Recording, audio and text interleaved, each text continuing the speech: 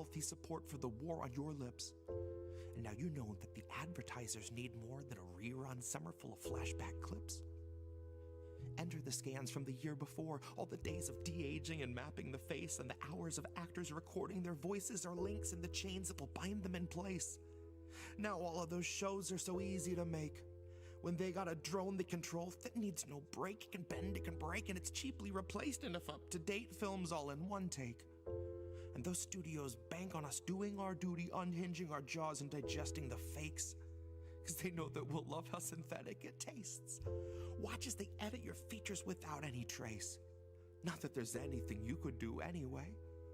Now watch as they show you a movie you used saying shit you would never say. Dystopia boldly accelerates. Maybe you're only a mold, something to fill with a clone, something that Elon would celebrate. Something they own, something they program and code, something that's woefully able to know its exanimate. Because it doesn't feel touch over top of the laminate. You will not feel an emotion, but they will not scan and examine it. You and the other consumer contaminants fed on the federal diet of Kiev, Havana, and Tiananmen. I can't be the only one weighing the pros of abandonment. I can't be the only one weighing the pros of abandonment. Where did you think we'd go? Love, there's nowhere to lie. Guess it's not who you know. More it's what you can hide. Like we're chained to the floor. They're streaming us live while we're watching the war, counting backwards from 5,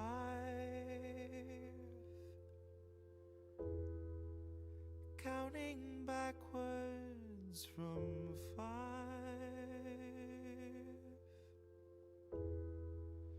counting backwards from 5.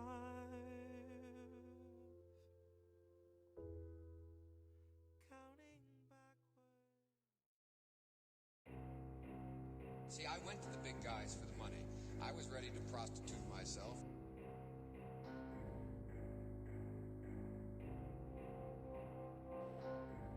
See, I went to the big guys for the money.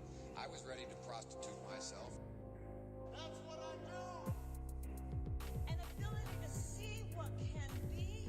That's what I do! An ability. Mother and baby on razor's edge. Don't give a shit what your paper said. Economy creeping up out of red. They divvy your shit a little bit of bread. Miles away from that lady's ledge. Her senator waking, safe and fed. Ain't got a paper to read in bed. Jerking them off as they count the dead.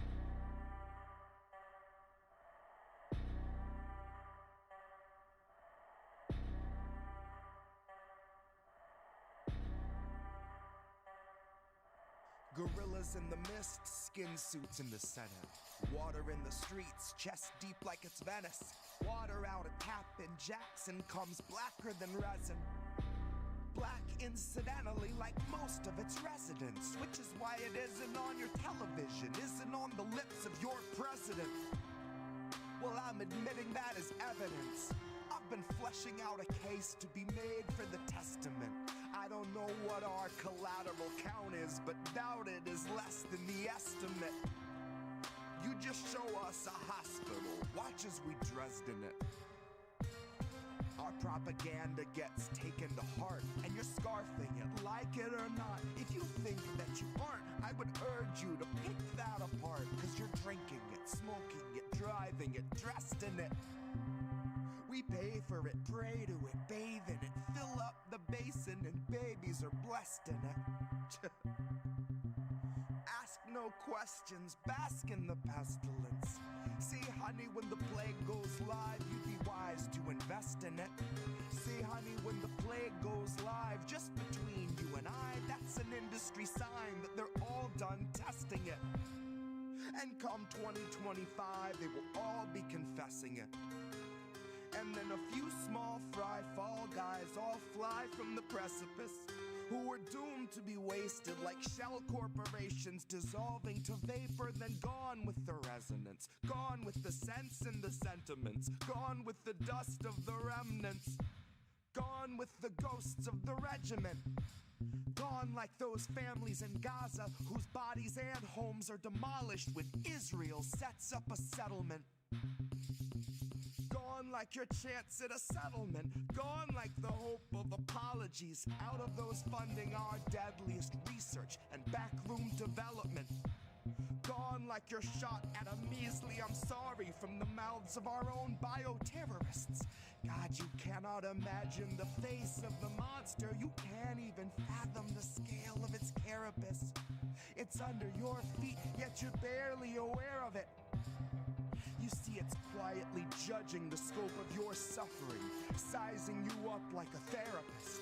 Then it rides in your guts like a parasite, growing in size and excreting a culture that's purely embarrassment. Equal parts Manson and Maryland, equal parts something we push into madness and something we'll gladly exploit and objectify 50 years after it perishes. Carefully crafted and planned and arranged like a monarchy's marriages. Fucking cousins or otherwise, scourge of the colonized, staged and displayed for the sake of retaining those imperial barracks. And all to expedite a special type of anglicized dysplasia. The kind where half the world is waking up to learn they're being raided, raped, and robbed of all their heritage by Charles and his caravan of 30 servants' carriages. The kind where each in the procession is worth infinitely less, till eventually they're paid in sums of crown-approved disparagement and bonuses of shame, till they're finally told to thank the highest-ranking inbred pig named king of every garrison. One who rose into his power all immaculate, like Harris did. Well, now that garishness is melting down like paraffin that hardens in a shell and shelters terrified and threatened royal terrapin. Those that rule with zero question, although nobody elected it. Democracy was here till we dissected it. Democracy was here until the exhibition exodus. And the loss of that democracy is just a threat for those who've yet to recognize the scent of bait or know the taste of desiccants. Democracy was here and now the smear is all that's left of it. Democracy was here and now the smear is all that's left of it. Mother and baby on razor's edge, don't give a shit what your paper said. Economy creeping up out of red as they divvy a shitty little bit of bread. And miles away from that lady's ledge, her senator waking, he's safe and fed. And Abe got a paper to read in bed, jerking him off as they count the dead. Mother and baby on razor's edge, don't give a shit what your paper said. Economy creeping up out of red as they divvy a shitty little bit of bread. And miles away from that lady's ledge, her senator waking, he's safe and fed. Abe got a paper to read in bed, jerking him off as they count the dead. Mother and baby on razor's edge, they don't give a shit what your paper said. Economy creeping up out of red as they divvy a shitty little bit of bread. And miles away from that lady's ledge, her senator waking, he's safe and fed. Abe got a paper to read in bed, jerking him off as they count the dead. Mother and baby on razor's edge, don't give a shit what your paper said. The economy creeping up out of red as they divvy a shitty little bit of bread. And miles away from that lady's ledge, her senator waking, he's safe and fed. And Abe got a paper to read in bed, jerking him off as they count the dead. Mother and baby on razor's edge, they don't give a shit what your paper said. The economy creeping up out of red as they divvy a shitty little bit of bread. And miles away from that lady's ledge, her senator waking, he's safe and fed. And Abe got a paper to read in bed, jerking him off as they count the dead.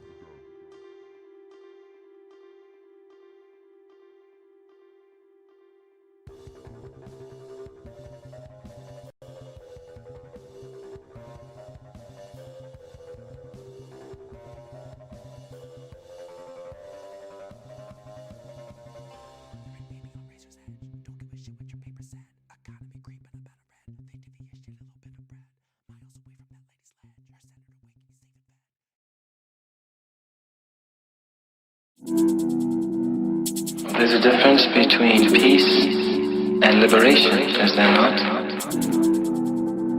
You can have injustice and have peace. Isn't that correct? Have peace and be enslaved.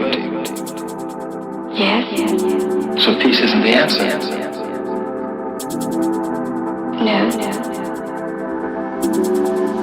Liberation is the answer.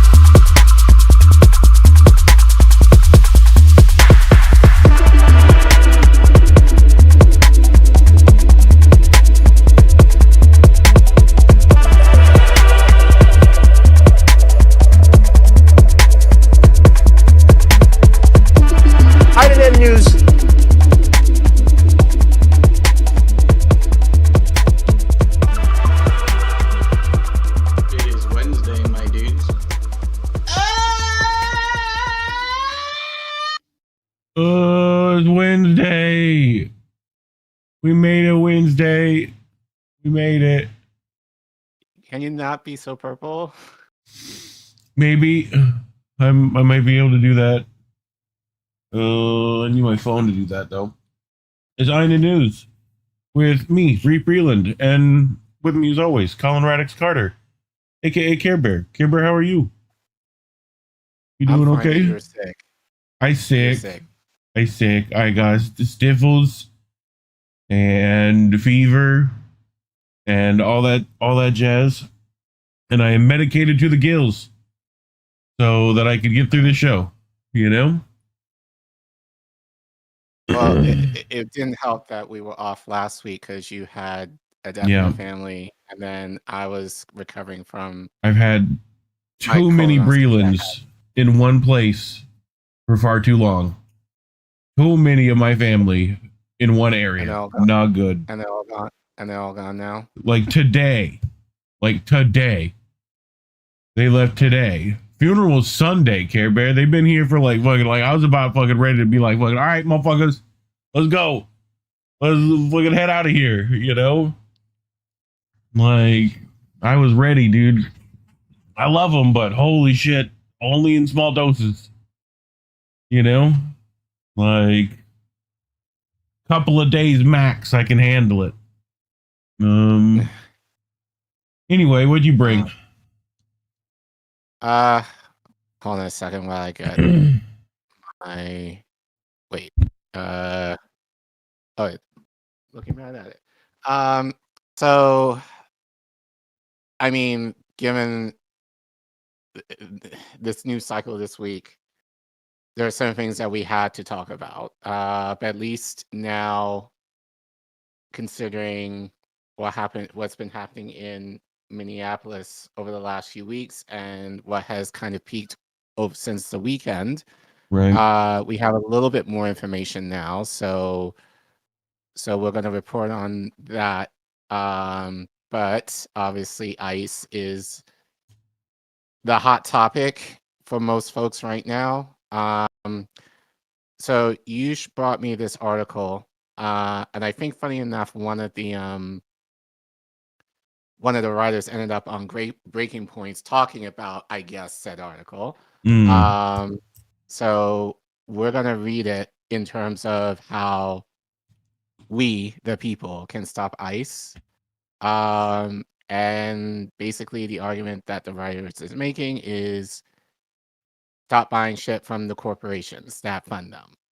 So some of them, as you can see, are listed down there. But I do have some thoughts regarding the article, reading through it. So we're going to talk about that. And then obviously tonight, my main story will be obviously of Alex Pretti, who was murdered by ICE agents on Saturday morning. As I said, a lot more information has come out since, and how the city and the larger scope, our government is dealing with it, and how they're proceeding with it, which I do not agree with. I think a lot of people do not agree with, but we're going to talk about that. And then what did you bring? Well, I brought stuff that I sent you like a while ago that I've not seen really anybody talk about other than us. J Street is the new AIPAC. You heard it here first. You probably won't hear it anywhere else. We've talked about J Street before, though. Yes, we have. But I think a lot of people will take these bare minimum positions and then head right over here to J Street to make money and manufacture consent anyway. Sure. Excuse me. But I also have this about when in regards to Peretti's death, right? There was an article by a 2A amendment advocate that got published in the Atlantic that our buddy Ali Abunima decided to respond to. And it fell in line with what we were talking about last week with Gordon Dimmack, right? If people remember, but we'll get into a bit of the 2A amendment stuff in regards to what happened. I have some words, so well, we'll get into that. Yep. You're all about your guns. And considering what the administration is now saying about two-way, I'm surprised. Well, I'm not that surprised, but it is surprising that more people are not coming after Trump and the administration for what they have been saying. So but yeah, I'm sure we'll have that discussion later. Yeah, because two mags, Collin, so terrible. Two mags is terrible business, apparently. Look at two mags easily fit on your person's terrible business. What do I know? What the fuck do I know? But apparently, having two mags and a gun labels you a terrorist these days. So, welcome to fucking Germany in the 1920s. You know? So, what do I know? Anyway, you ready to get started? Yep. But before we do, I'll go for this quick. You guys know. You guys are family. You know the deal. We're demonetized. And honestly, considering what we're going to be talking about tonight, for what I do understand, some channels have been getting hit or not getting as much money as they would given the ICE coverage. So in a way, that's to our advantage that we are demonetized in that regard. That being said, we want to be able to continue covering stories that are not desirable on YouTube. So if you want to support us, scan the QR code that you see on your screen if you have your smartphone, or you can type in the Ko-fi link you see at the bottom of your screen. If you're in the YouTube chat right now and you're live, you can type in !donate in the chat, and the Ko-fi link will pop up, and then you can go to the link from there, and anything as little as $1 will help. You can also give via Substack, PayPal, Cash App, especially if you're wanting to give monthly. Substack is a great way of doing that. And we love you guys. Thank you so much for your support. Shout out to anyone who's given at any point that this show has been on, especially to our MVPs who give generously, and your name will be featured in our closing credits as being one of our top supporters, as a way of saying thank you for your support. Dope. To our first one, Boy Wonder. All right. So obviously ICE has been getting a lot of news over the last few weeks. We've talked about ICE a little bit on the show prior to the murders that happened in Minneapolis. But I think especially now, ICE has been getting a lot of criticism in terms of, just the lack of accountability in regards to agents just murdering folks on the streets. Right. The agents have not been arrested or anything like that. They're just spirited away, as you've been hearing.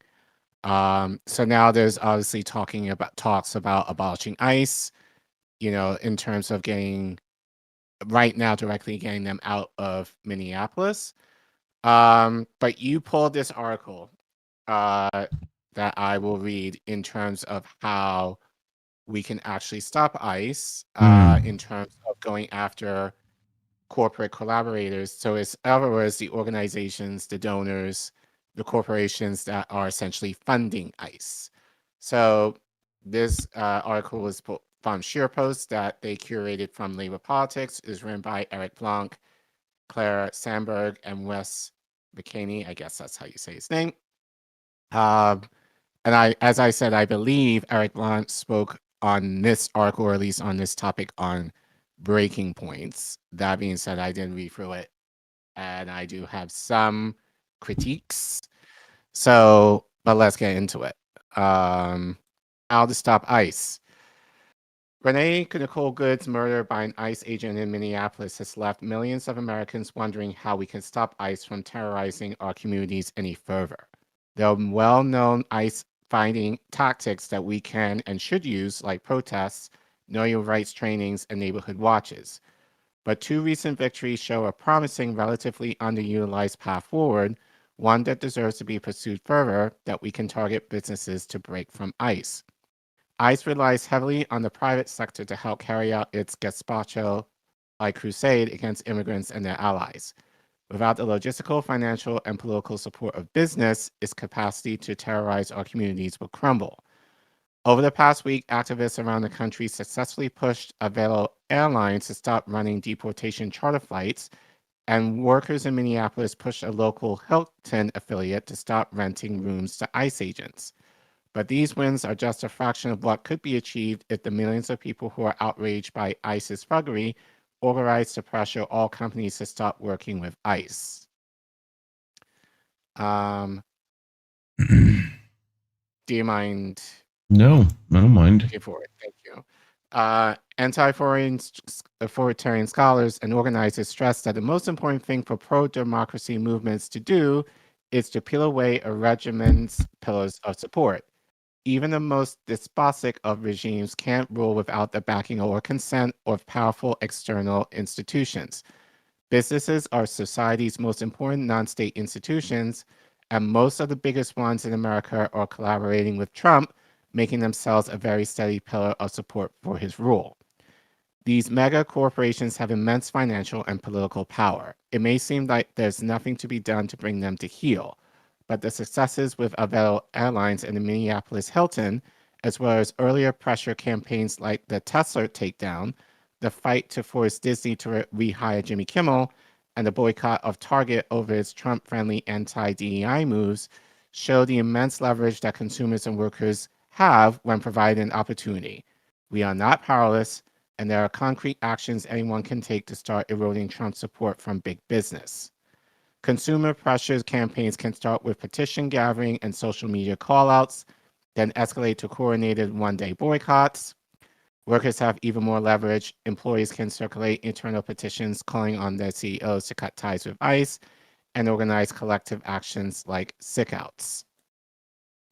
Tactics can include rallies in front of targeted stores, flyering customers about companies' ICE contracts or collaboration, and nonviolent civil disobedience that makes clear that business as usual won't stand.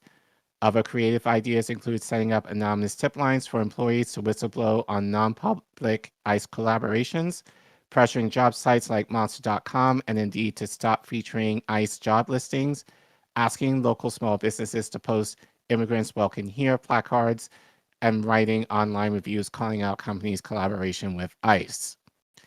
The key is providing people with concrete, outwards-facing activities they can take right now, while building an escalation national campaign that can culminate in larger coordinated days of nonviolent disruption, for example, on May 1st, 2026. So I actually looked at that. It's essentially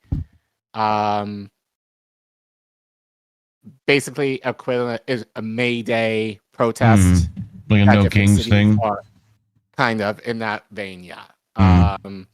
But it happens to be on May Day of this year. So that's the link. I'm not gonna show that, at least now. But just to let you guys know you probably will be hearing about this definitely in like the big channels probably very soon.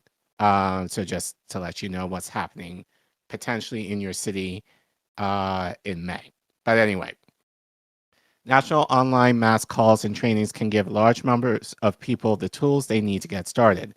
National unions, immigrant rights groups, and organizations like Indivisible and the Democratic Socialists of America can leverage their volunteer activists and resources to help launch and support a campaign. And high-profile politicians like Bernie Sanders, Elizabeth Warren, AOC, Chris Murphy, and Zohar Mandani can use their platforms to build momentum around this urgent fight. Except they fucking won't, and you fucking know it. Well, like, let's zoom out. Let's zoom out for a second. Let's talk about this a bit. I don't mind any of this. The issue I have is the execution of it, because we've seen this before. And it always seems to be this one-time thing. Like, oh, we would go to Target and do a protest and go home. Right. Oh, we will do like a No King's March in this city. Share our grievances and go home. Oh, we won't buy anything from Target, say. but there's not going to be enough people. Not to say there wouldn't be enough, but it wouldn't be like a significant dent in their financial profile that there actually would be prone to make change. So while on its face, these are things that people should be doing, I don't think it's going to get enough traction from folks that can sustain it long term. Especially given really how flighty people are and like just how much there's no systematic way of having this be a long-term thing that people can feel the effect of and actually affect the bottom line of these businesses. It's not as if, and we're going to talk about Amazon in a minute, obviously, it's not as if people are not going to shop at Amazon. It's not as if people are not going to stop shopping at Target. So you're not going to, like, if you have that personal conviction, go off. But there's not going to be, in my opinion, enough of a swell for people to be willing to sacrifice not shopping at these places. And we talked about this last night. The reality is, especially for like a company like Amazon that offers 2-day shipping, and the reality is many things, and for me personally, as much as I don't like shopping at Amazon, I try not to shop there often. That being said, like there's certain things that I can get at Amazon, especially for my kids, that I cannot get anywhere else, or it'd be extremely difficult to get like locally, because a lot of the mom and pop stores that would have sold that stuff are now gone. So, you know, yeah, we had that personal conversation like offline, I think a couple of nights ago, just kind of talking about that in general. But I think, as you said, people have to kind of pick and choose where they're going to make their stand, because we're so inundated by these mainstream products that have consumed our lives that, not to say it's impossible, but it'd be very difficult to kind of remove yourself from those things in order to function in society now. Yeah, I'm with you. Part of that digital prison that they're all putting us in on top of that, you know? Right. Like, but yeah.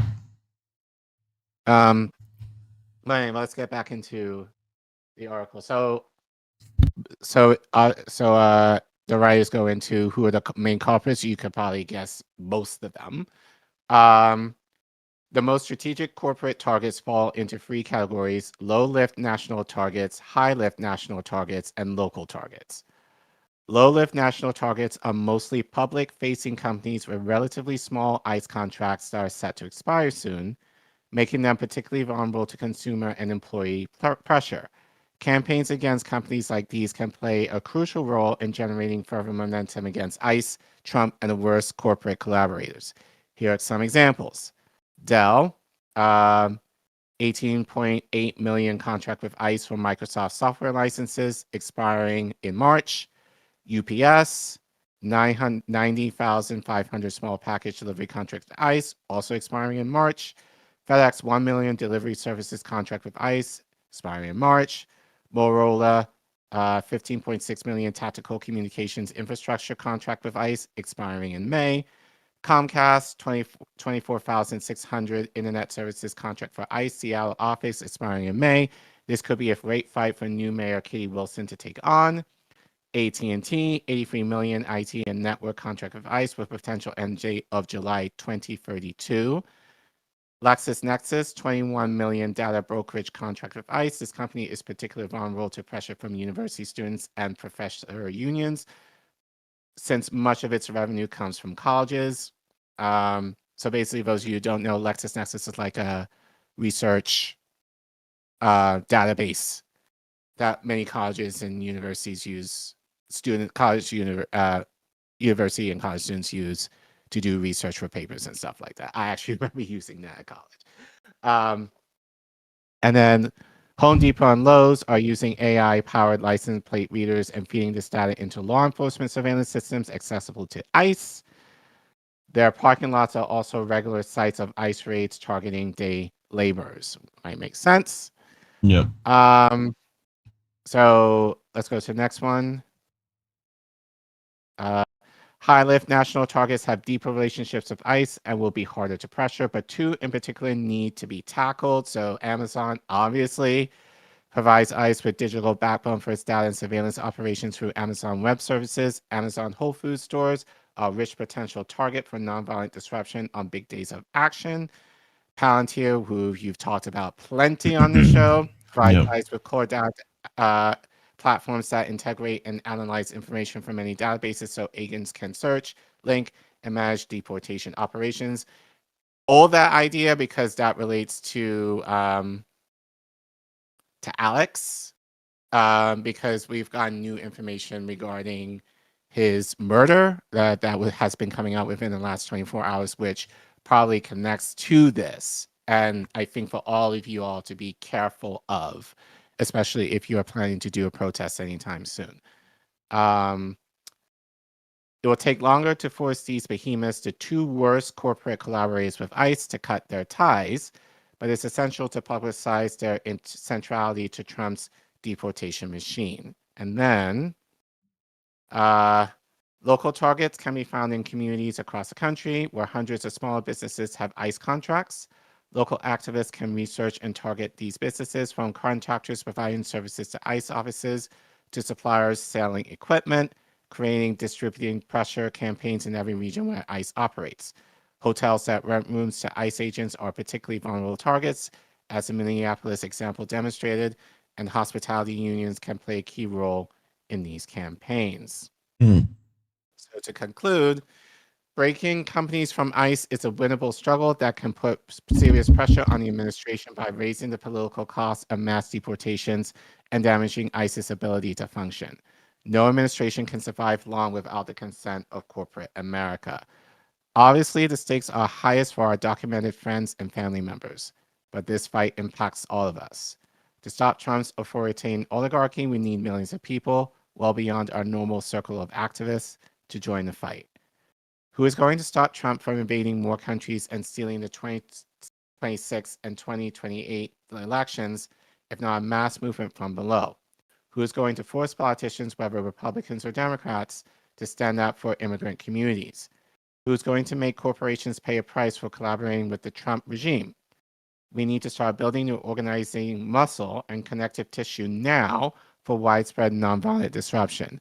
Strategic organizing to win justice for all is the best way to honor the memory of Renee Colgood and the countless other victims of Trump's inhumanity at home and abroad. So, as I said, people should be doing this anyway. Again, the issue is how concise, how much pull can people do in terms of organizing effectively, so this can be more effective other than like a one-day thing, right? And or just like a shot in the dark type of thing, and have it be sustainable long term. That's what I wish Eric and others would talk about. And I think that's the question that we've been asking. Like, it's one thing to do these hot things as a trendy thing, you know, or like, for example, as I said, Nina Turner came to my local Target, I think back in December, for like 2 hours, like outside my local Target, just doing that thing and left.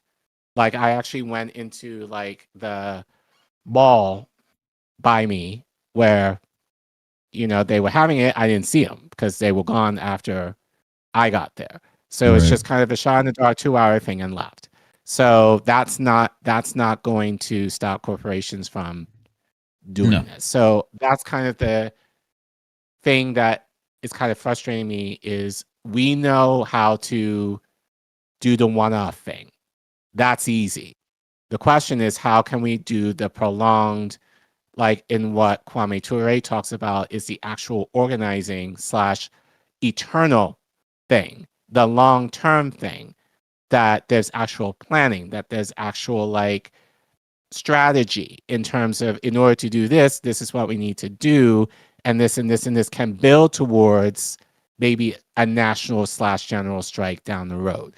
So these are the things that we should be talking about, not these one-offs, or like having people just out of personal conviction not shop at Target or not shop at Home Depot. Like, again, if you choose to do that, that's perfectly fine, but that's not going to affect these corporations' bottom line, especially given the contracts that they have with Weiss. So yeah, that's my main issue with the article, is that it doesn't give any long-term solutions or strategies as to what people should be doing.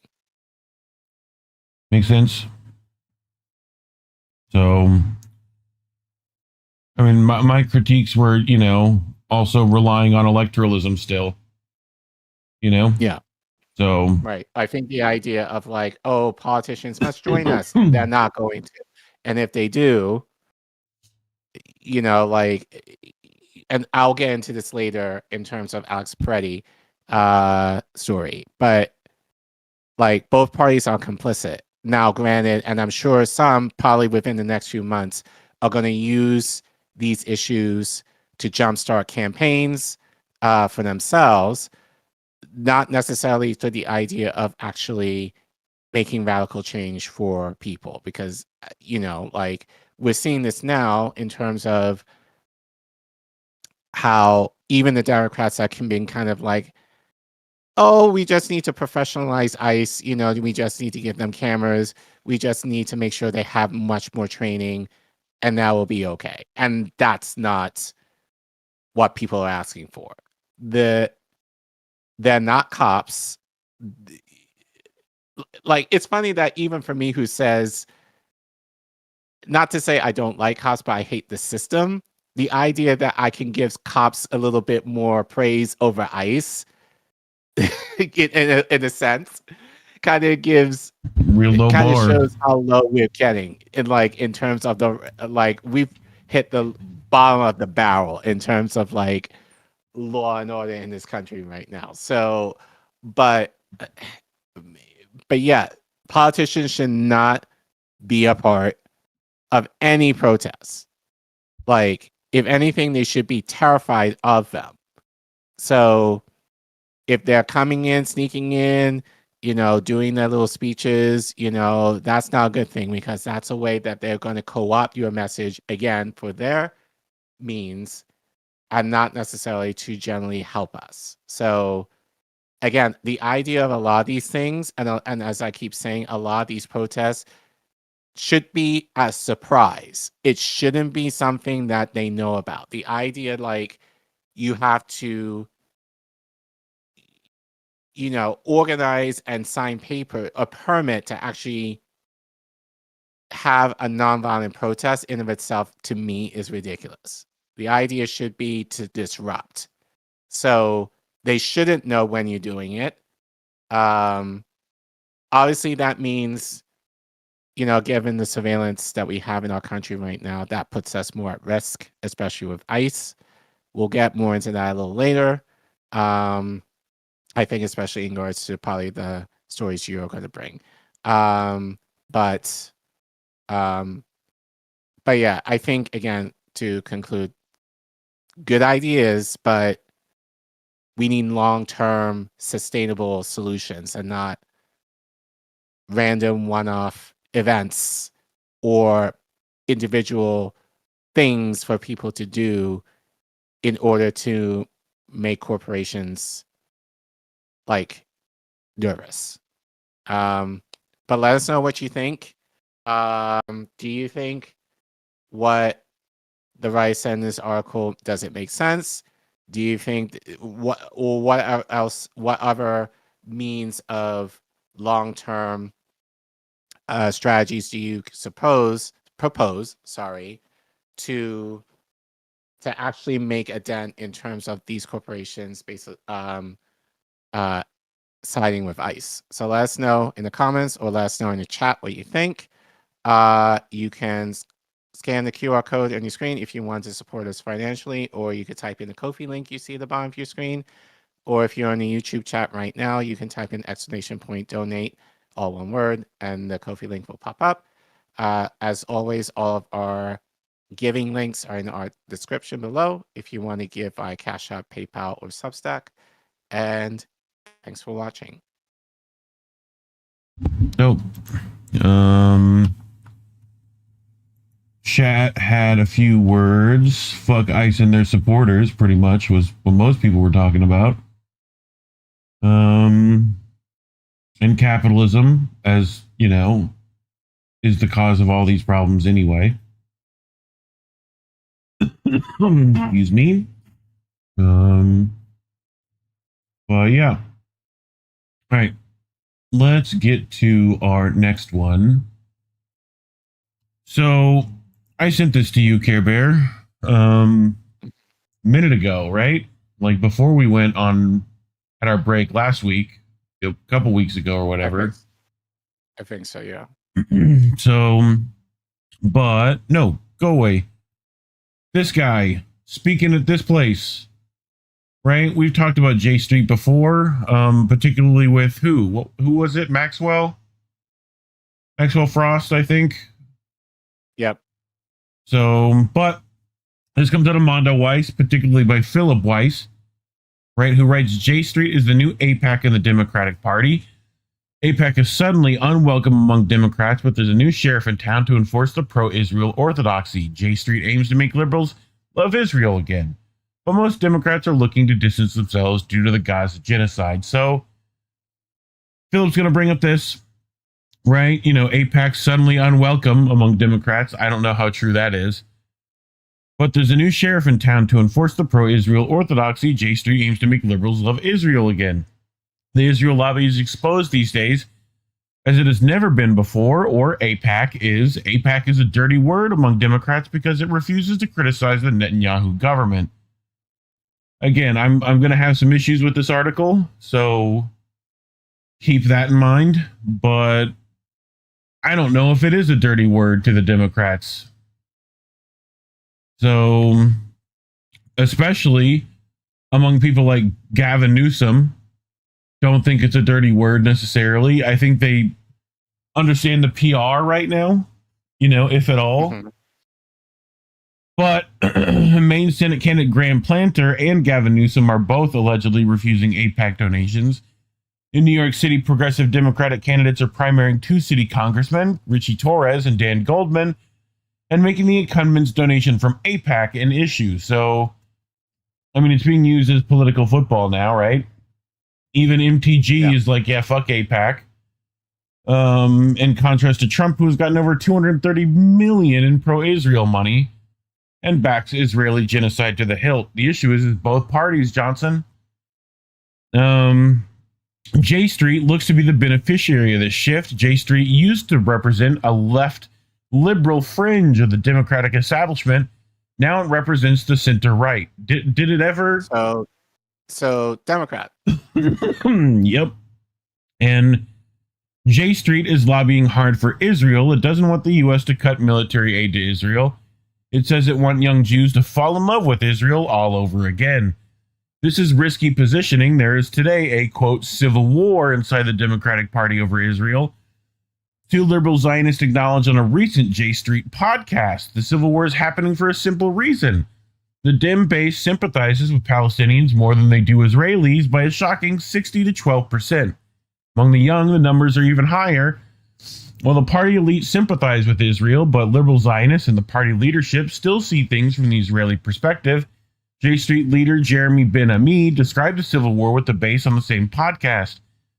J Street sees Gaza from an Israeli perspective. Gaza was all about what Hamas did on October 7th, but the Democratic base looks at Israeli actions over the last 27 months.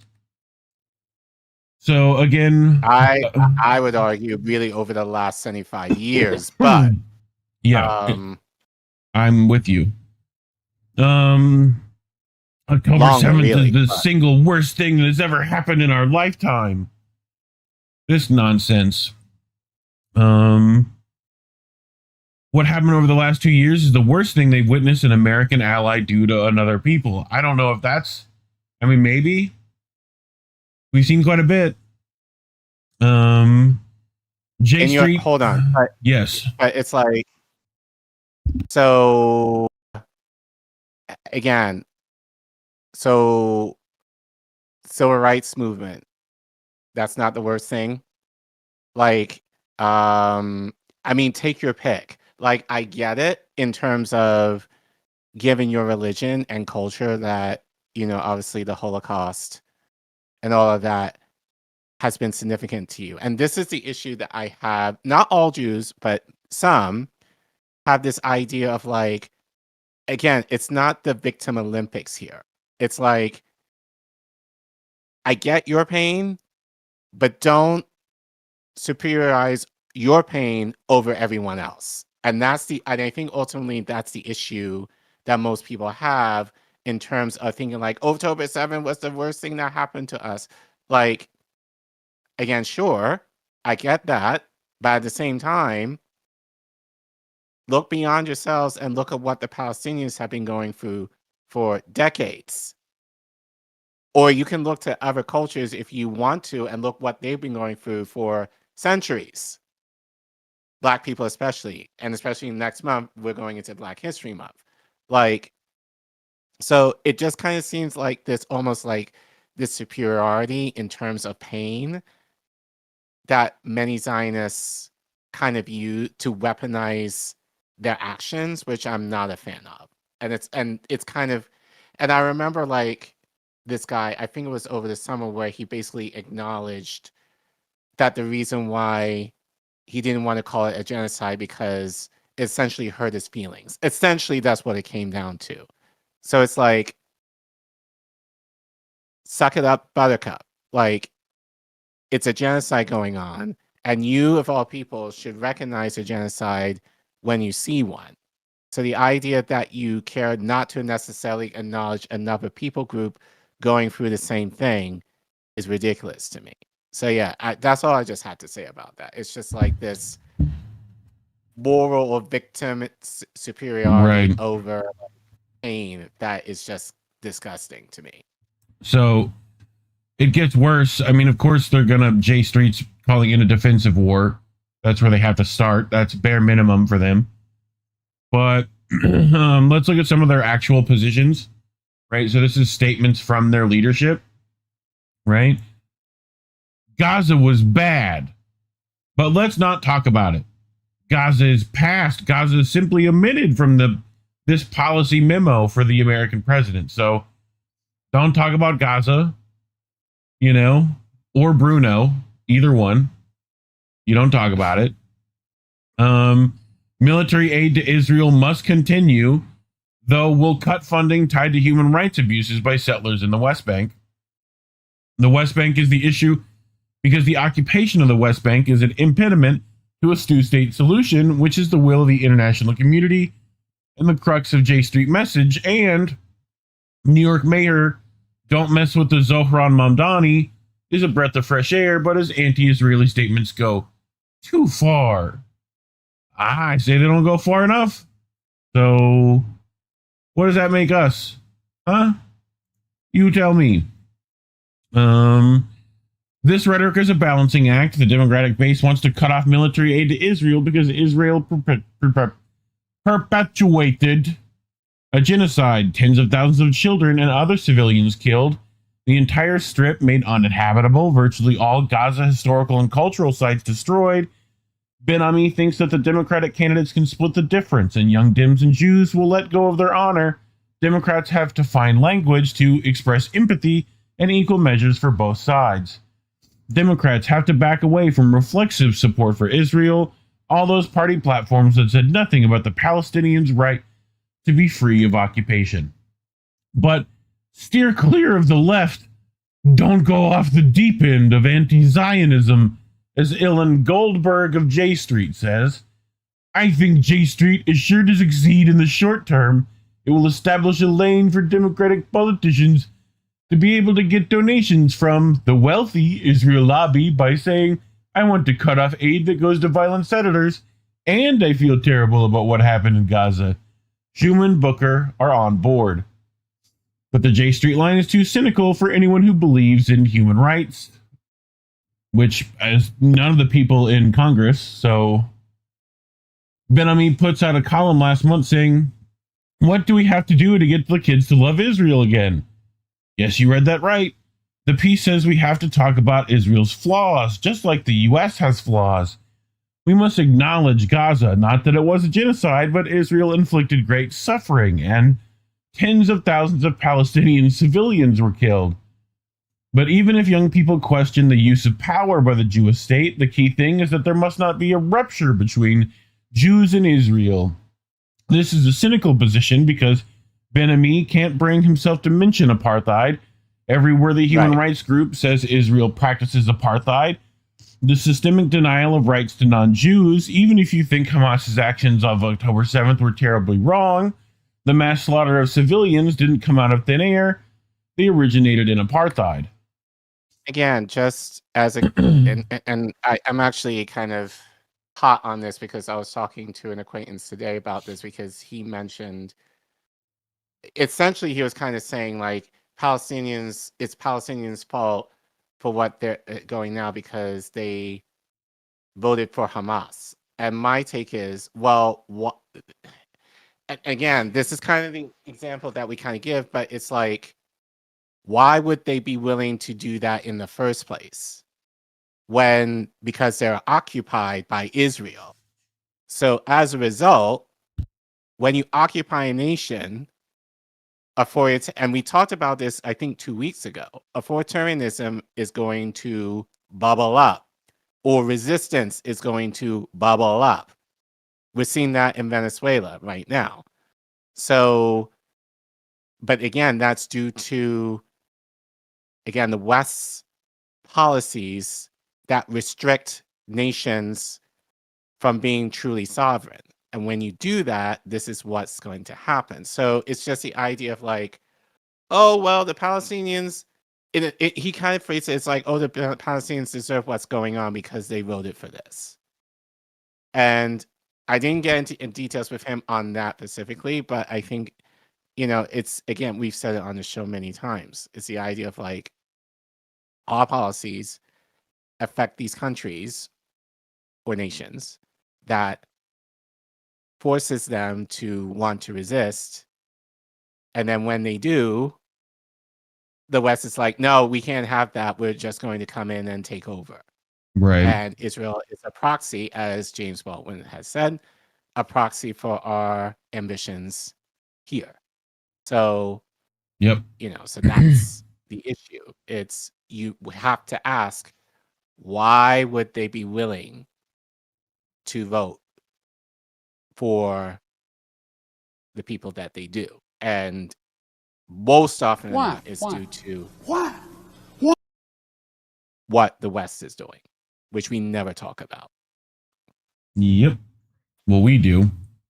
We do constantly, but the regular schmegular people don't necessarily think about that.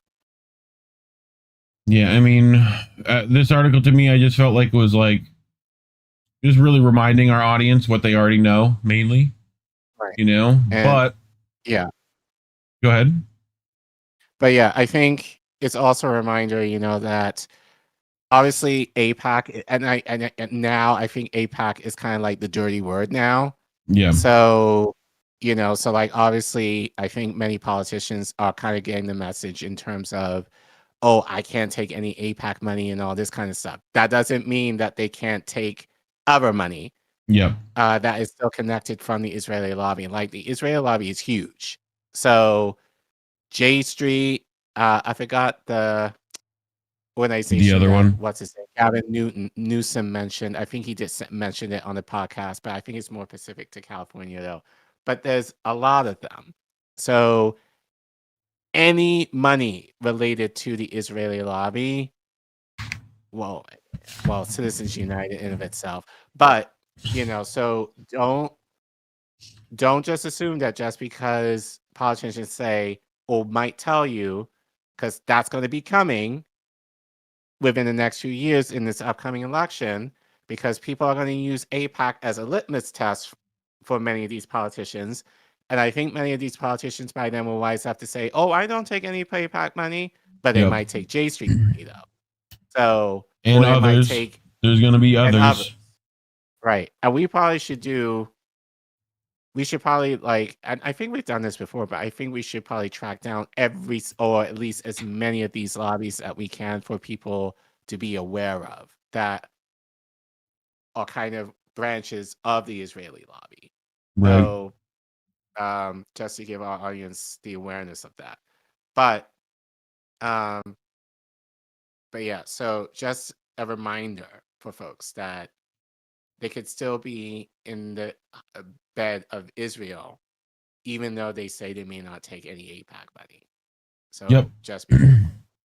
Well, and talking about those following the money like that is why we're demonetized on YouTube. So scan that QR code on your screen, go to ko-fi.com/Indie News Network, and you can give us a few dollary dues if you so please. But like and subscribe, hit the share button, leave a comment, let me know what you think. Otherwise, thanks for watching. Ew, another one in the can. How you feeling? You sound I'm doing better. okay. I'm getting there. I think the meds are just now starting to kick in. Okay. So if it would just be nice to be able to breathe. Oh, breathing would be nice. That would be nice. I'm going Jeff. Which I swear, dude, antihistamines do nothing to me. I don't know what's up, but I don't think they work. So weird. I'm just reading the chat. So Bad Cookie said, shout out to you, thank you. The thing that makes lobbyists so effective is their anonymity. By outing them, I guess, all the time, they can't do things in the shadows like they are used to. You're right. So I think it's really a matter of exposing them, but then just realizing there's more than one branch of the Israeli lobby that people need to be aware of. Right. It's not just exclusive to AIPAC. So, or just rich Israeli millionaires that will just kind of give out their own coffers. So it doesn't even have to be a corporation; it could be just one person. Sean the Accord Lord said, "I can't wait for the unknown new AIPAC to be revealed. J Street is just a mask. Hope they keep donations, lobbying money public." And that's just the shit that is public, Right. So, we could be doing a lot worse. Right. Bunch of black money just floating around out there. But anyway.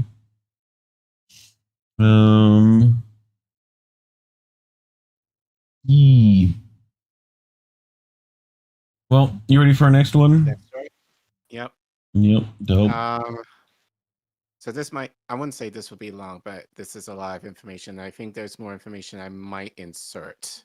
Okay. That has kind of well, I think we'll just mention it. I didn't pull clips or articles on. Right.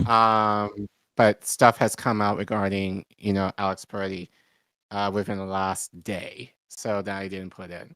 But obviously the big news this week is the murder of Alex Pretti by ICE agents in Minneapolis on Saturday morning. We know that he was a VA nurse, who was helping, a woman who was being assaulted by ICE. He got in the way. Well, not he didn't get in the way. He was helping her, and ICE agents, basically stomped on him and ended up killing him, like shooting him like 10 times in the back.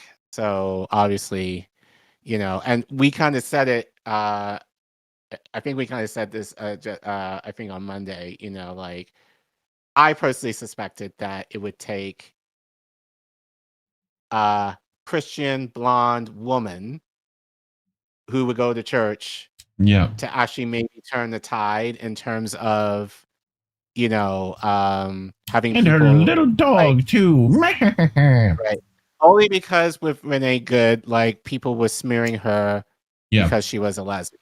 So the idea that this guy was a nurse, straight, white male, open carry, like living in the open carry state, like no criminal record whatsoever,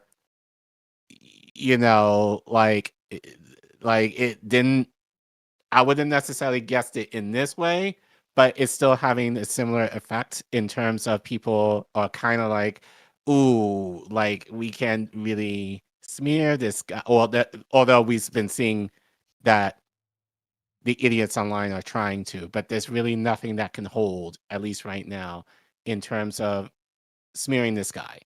So, but anyway, I don't want to get through all the details because I'm sure a lot of you know of what's been happening by now.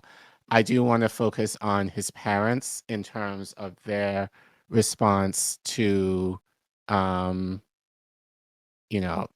his murder. And we've done this a lot, like in terms of, we try to find the people around, people who have passed on, like we want to try get the words from people who knew them or the people themselves as a way to kind of create a legacy here on this show.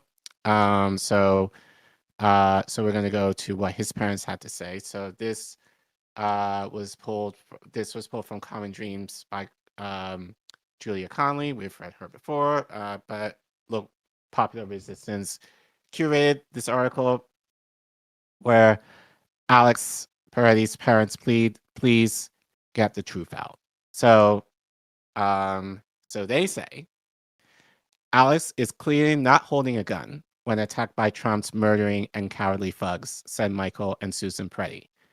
Michael and Susan Pretti urged the press and the public to counter the Trump administration's baseless claims about their son, Alex Peretti, after he was fatally shot by U.S. Border Patrol agents on the street in Minneapolis and immediately, with no evidence, declared a domestic terrorist by top White House officials.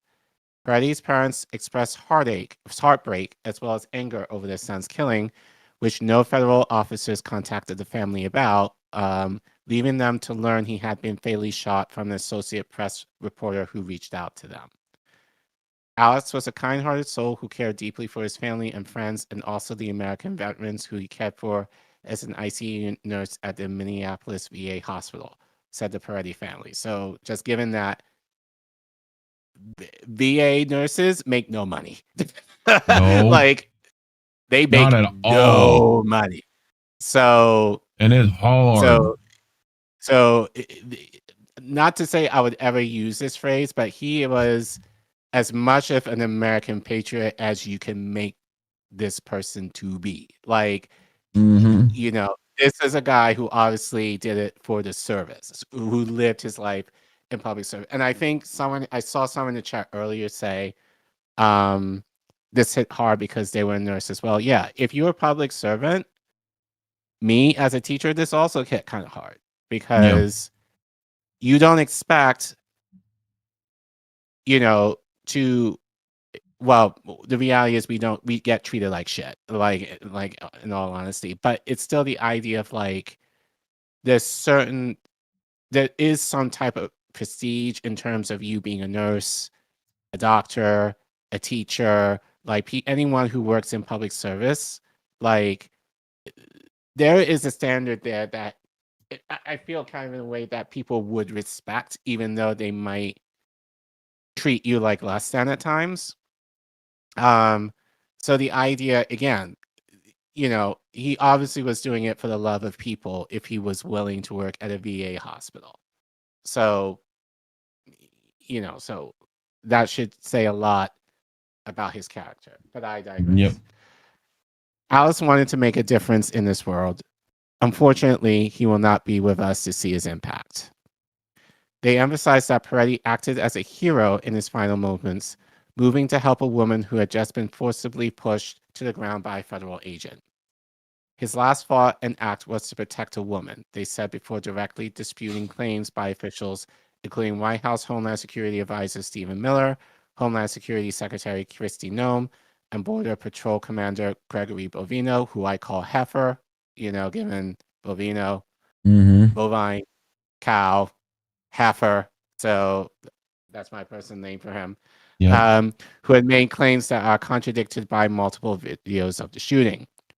In addition to labeling Pretti a domestic terrorist, a claim likely stemming from a memo signed by Attorney General Pam Bondi, which claims that acts of domestic terrorism include impeding or doxing law enforcement officers, even though filming federal agents is a constitutional right.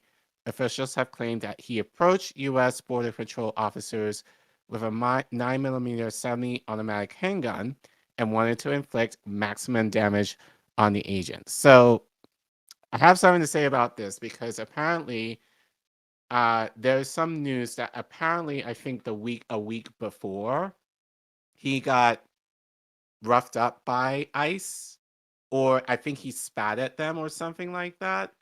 So it gives the impression that they were after him. And probably, again, given the surveillance, and so this is kind of where this connects in the first story, because basically, we've been seeing clips of ICE officers basically saying, we can basically find you, like, keep recording and we'll put you in our database. And they could do that simply from your phone. Yep. So this is where all this Palantir, Amazon, like, you name the blank, this is where all this data, this is where all these corporations are kind of coming in. Because, and the reality is, like, honestly, at this point, like, our data is out in the ether anyway. So it's not really, like, much we can do about it now, given how much of a presence we have in our cell phones and online or whatever. Like, like going through the airport, they can know my identity just at looking at my eye. So really at this point, there's, if they want to find you, they can. So, but it's the idea that it gives the impression that they were waiting for this guy to make another appearance, to make an example out of him based on the interaction allegedly that he had with them the week before. But even if that were the case, like, he had a gun. Right. If he really wanted to shoot them, he could have. Right? But he didn't. So, like, he could have easily popped a couple off right then and there and called it a day if he really wanted to. But that's the argument that people were making, is that, oh, well, he had a right to be roughed up and he had a right to be killed because, like, he spat at them or what. And I'm like, and? Yeah, they're wearing fucking plate. They're wearing fucking class 3 plate, bro. I mean, you can take 5.56 to the chest and be fine. What are we talking about? Right. That didn't deserve for him to get murked.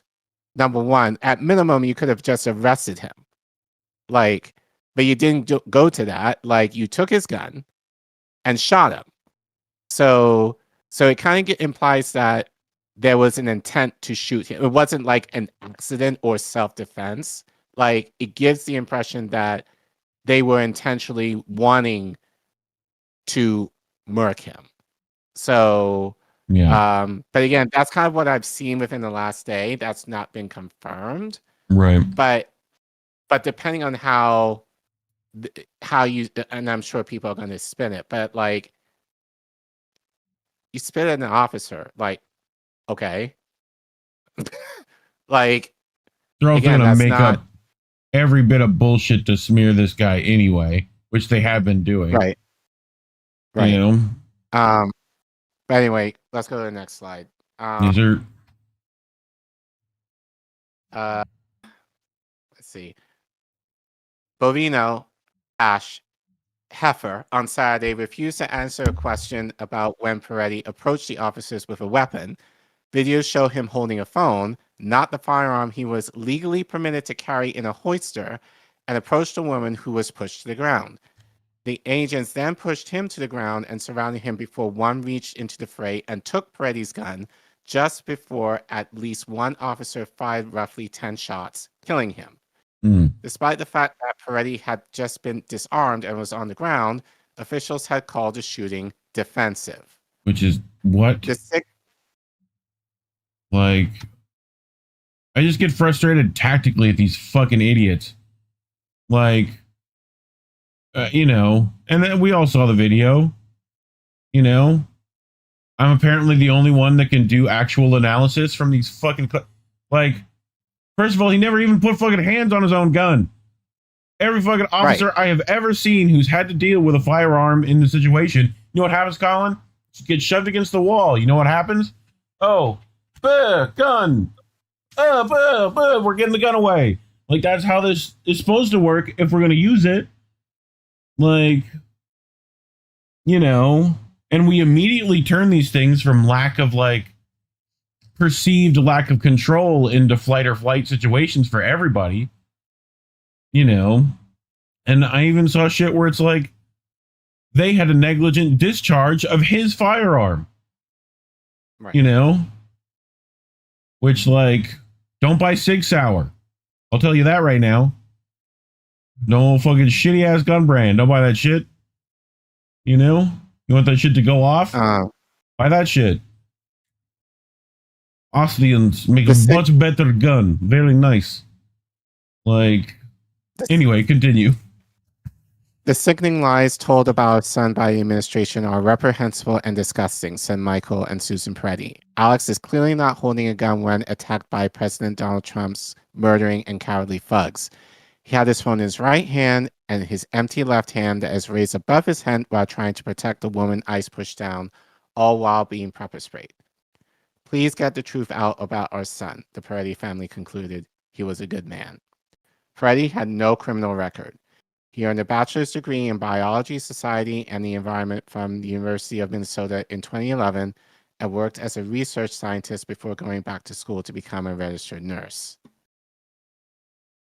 Yep. Pretti's father added in the comments to the AP that his son was very upset with what was happening in Minneapolis and throughout the United States with ICE, as millions of other people are upset, and had exercised his First Amendment right to demonstrate against the Trump administration mass deportation and detention campaign and an ICE agent killing of Renee Good earlier this month.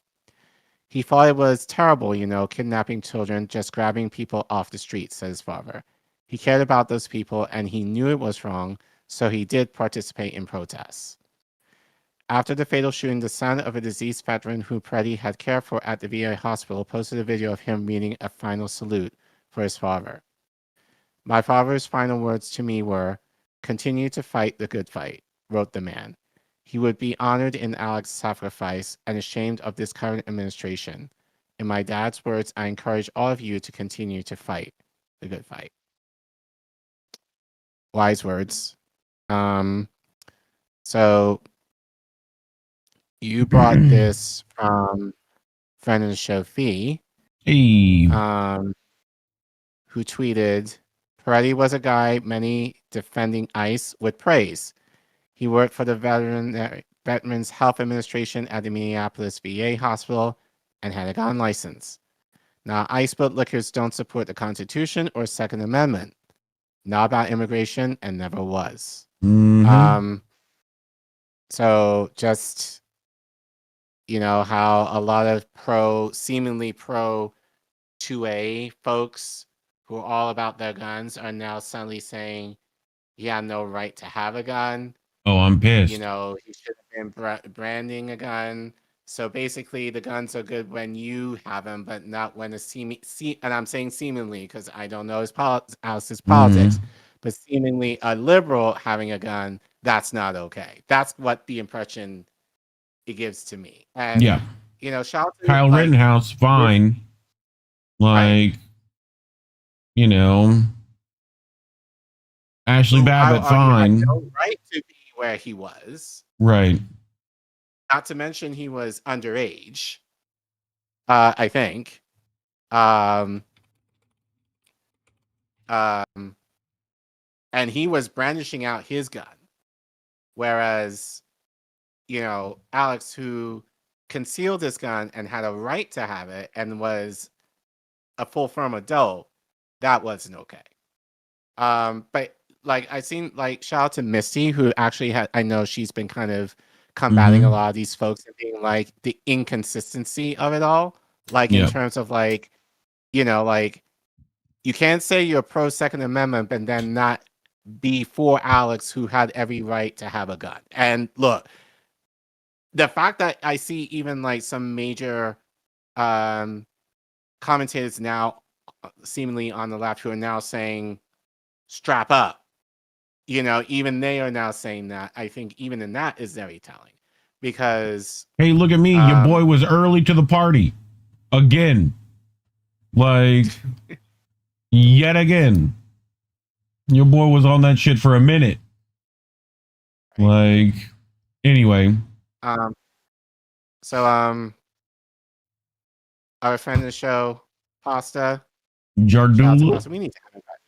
We need to have him back on. So he was on site. He's been on site in Minneapolis. So he posted this short clip, where he talks about the memorial that people in Minneapolis made in honor of Alex. So let's check out what he has to say. Yes, sir. Right? Mm-hmm. Let me know. It's rolling. All right, guys. Hey, Craig Pasta Jardula here on the ground, Minneapolis, Minnesota. You can see behind us over there, we have like a little bit of a memorial going on. This is the area in which Alex Pretti was slain, shot to death. Government officials said that he brandished his weapon.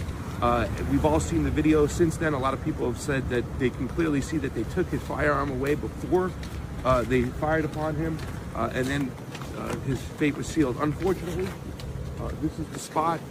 A lot of people are gathering. It is a sad moment. Alex was a veteran. He was a nurse. He was just reacting to seeing a woman being taken down on the ground. I think any of us that were there, if we were part of this, we would have done the same thing. It's very clear that he didn't deserve to die. Right now, it seems like the White House is walking back the statements that were made earlier this week from Kristi Noem and Stephen Miller, who said they pretty much labeled Alex Pretti as a domestic terrorist, which was awful. The White House is not taking that stance. Greg Bovino is set to be thrown out and leave the state soon. And Tom Hooman, the border czar, is set to come on in and take over operations. So this is the spot, once again, right here, where Alex Pretti was killed, was murdered in cold blood, right here in Minneapolis. Yeah, Kate, he is. Craig Pasta Jardula will be on the ground, giving you some more information. See you later. That's really good, man. And make sure you're supporting Pasta. He needs a lot of layers to be out there. Yeah. Those layers cost money. Pasta is a Florida man, so he's not used to the cold like that. So fuck no, dude. He was layered up, dude. He had the little babushka hat going.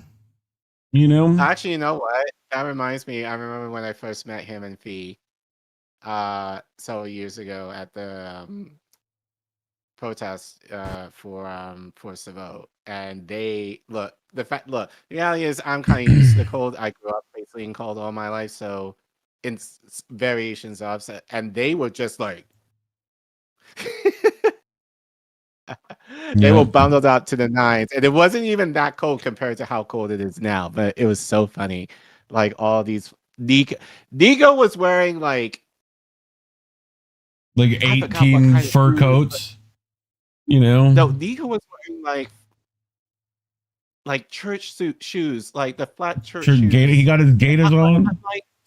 Like, what are you wearing? Like, of course, Nico is always trying to look pretty wherever he goes, but he was wearing those kind of shoes and like 30-degree weather. But anyway, but yeah, shout out to Pasta. You have this bean footage. Wait, I'm trying to remember what this. Yeah, so this is kind of part of the segment where we 1,628,543 of white Democrats suck ass.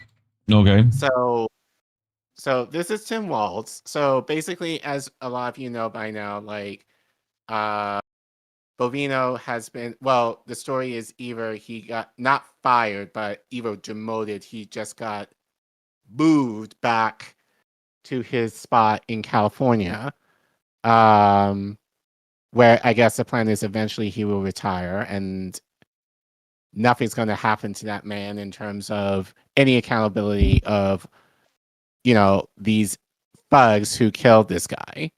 Because even now we don't know who exactly shot him. So he's being spirited away.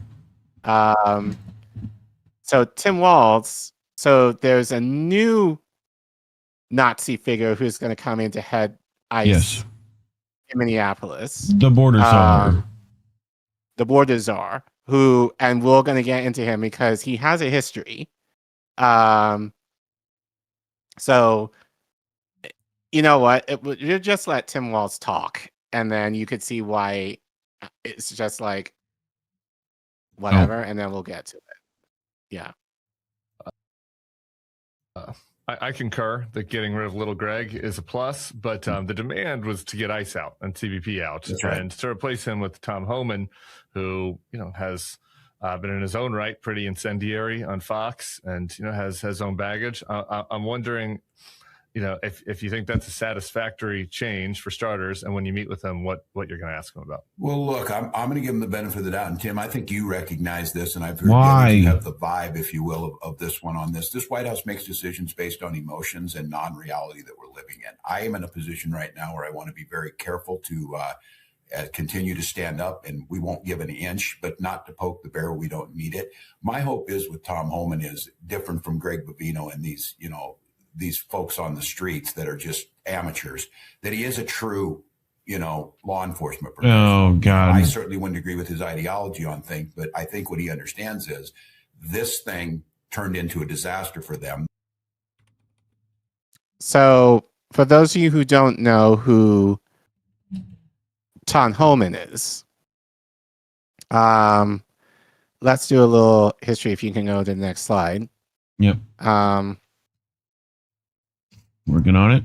There you go. So this tweet at Gil King: Trump replaced ICE Chief Greg Bovino, the Nazi-looking fucker in Minnesota, with Tom Homan, this Klan-looking fucker, a member of the Heritage Foundation and contributor to Project 25.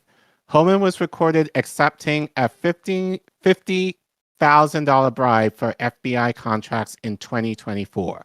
Trump closed the case. So you're just replacing another Nazi, one rat with another rat. Yep. And Walz is like, oh, I'm going to give him the benefit of the doubt. So if you go to the next slide. Yes, sir. So this is an interview he did with Caitlin Collins, I believe, last year. Well, in December. So Nick Estes tweeted, Tom Homan, portrayed as a moderate replacement for Greg Bovino in Minnesota, defends deporting U.S. citizens. He is neither a moderate nor less extreme than Noam and Bovino. He's the same thing. So let's play this clip. Again, this was from December. The table if they are here in the country illegally. As you know, there's a lot of mixed status households in the United States. Do you plan to take both parents into custody if there are minor children in the house? If you're in the country illegally and you got an order of deportation, we're going to arrest you, we're going to detain you, we're going to remove you. If they have a U.S. citizen child, if they chose after they come to the country illegally and chose after been ordered removed to have a U.S.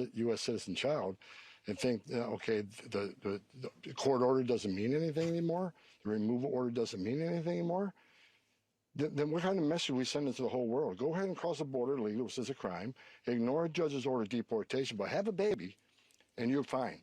If we do that, then shut down the immigration court because the orders don't mean anything anymore, and take the border patrol off the border. We can't send a message to the whole world that you can violate laws of this country and not leave as required by judge and have a U.S. citizen child, you're okay.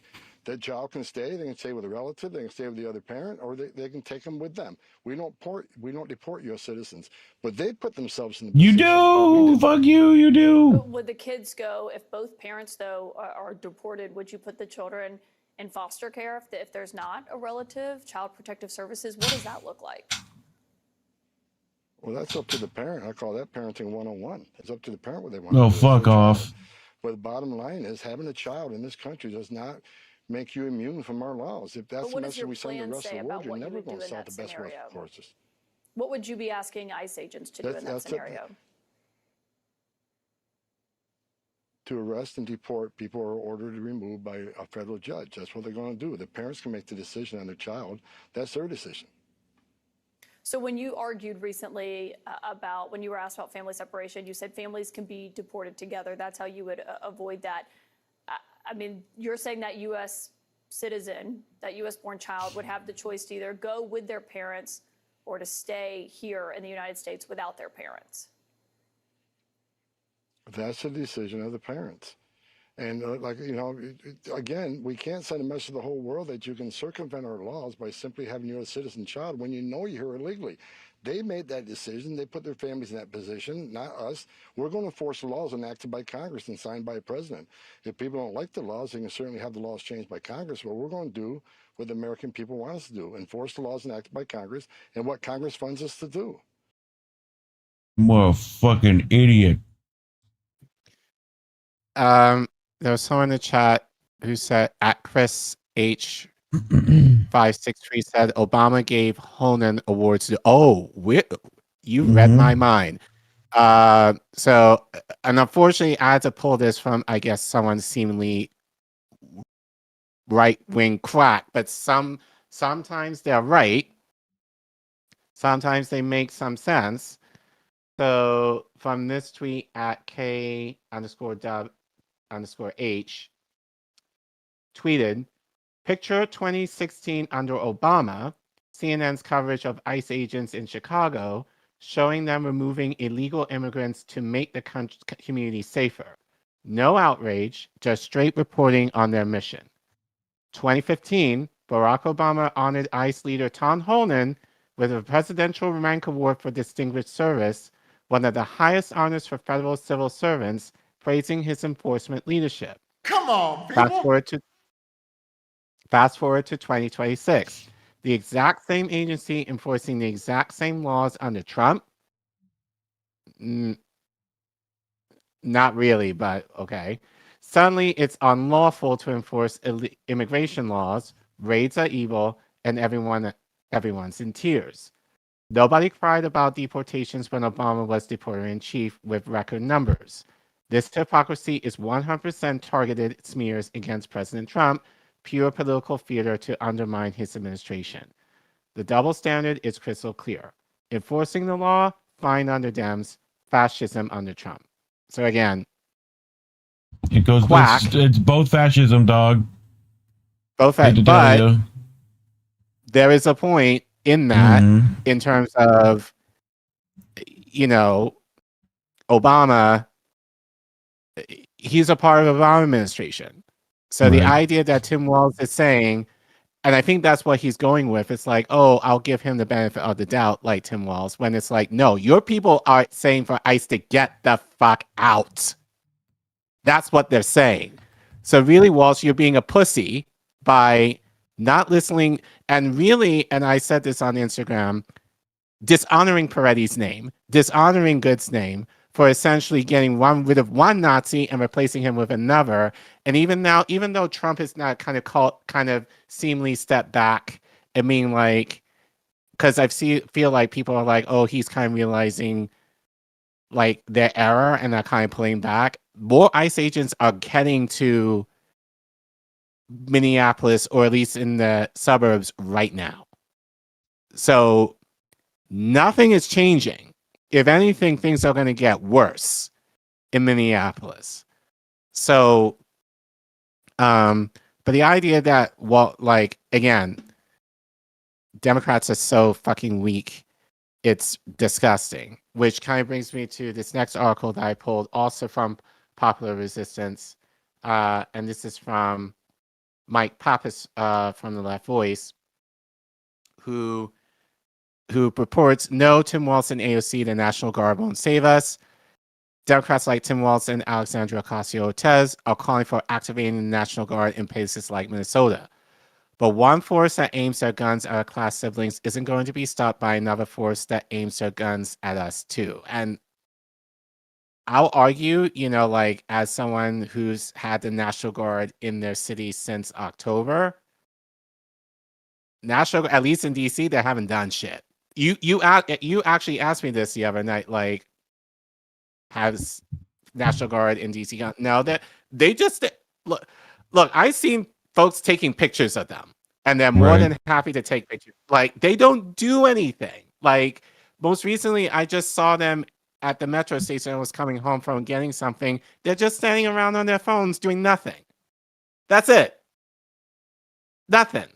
Yep. Like, you would have figured you could have activated them since they're here to help us clean the streets in DC, because we had this major snowstorm that's basically shut down the city for the last few days because, like, seemingly we weren't prepared enough to clear the ice. And even though my street right now is still kind of like winter wonderland, they haven't gone through my street yet. Right. But, like, National Guard don't do shit. They're just stand there. Like, but anyway, so Pappas continues. On the heels of mass protests demanding justice for those killed by federal agents and demanding ICE out of our communities, the capitalist state has escalated its assault with Customs and Border Protection, executing ICU nurse Ax Peretti in broad daylight. In response, Donald Trump's Deputy Chief of Staff, aka Prime Minister, Stephen Miller, posted on X, a would-be assassin tried to murder federal law enforcement, and the official Democrat account sides with the terrorists.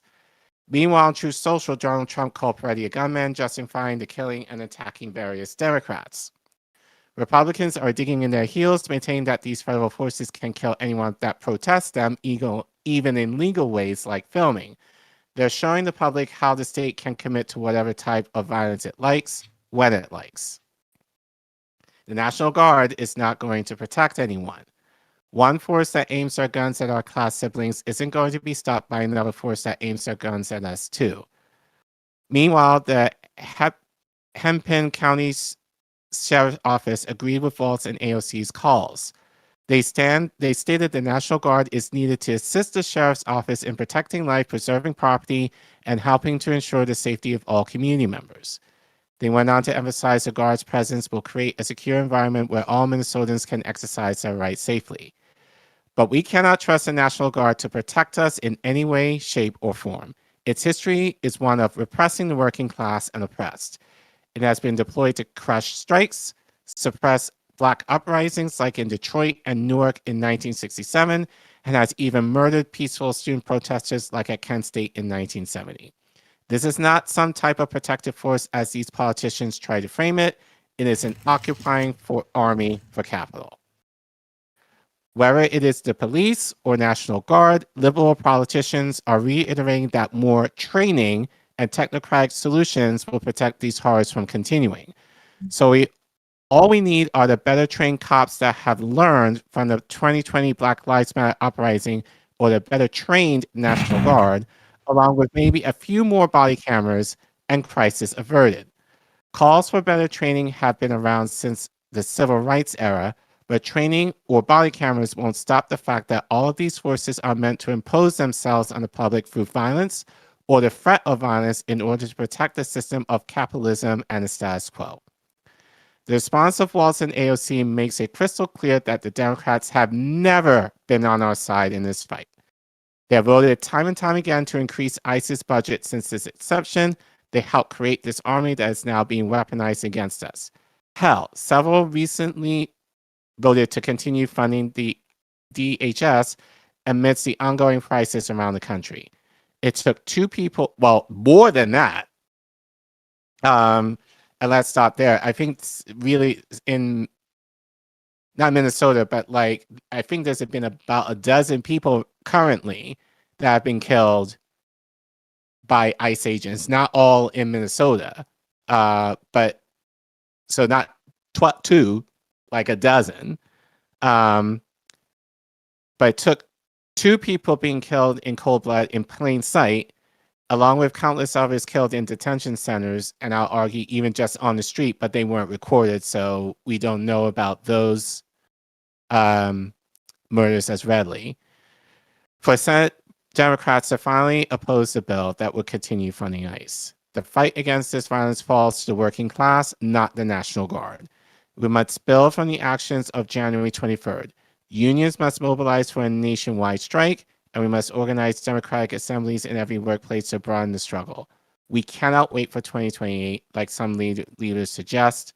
The fight is up to us, and the time now. So again, I agree, but no strategy really as to what can people do, especially long term.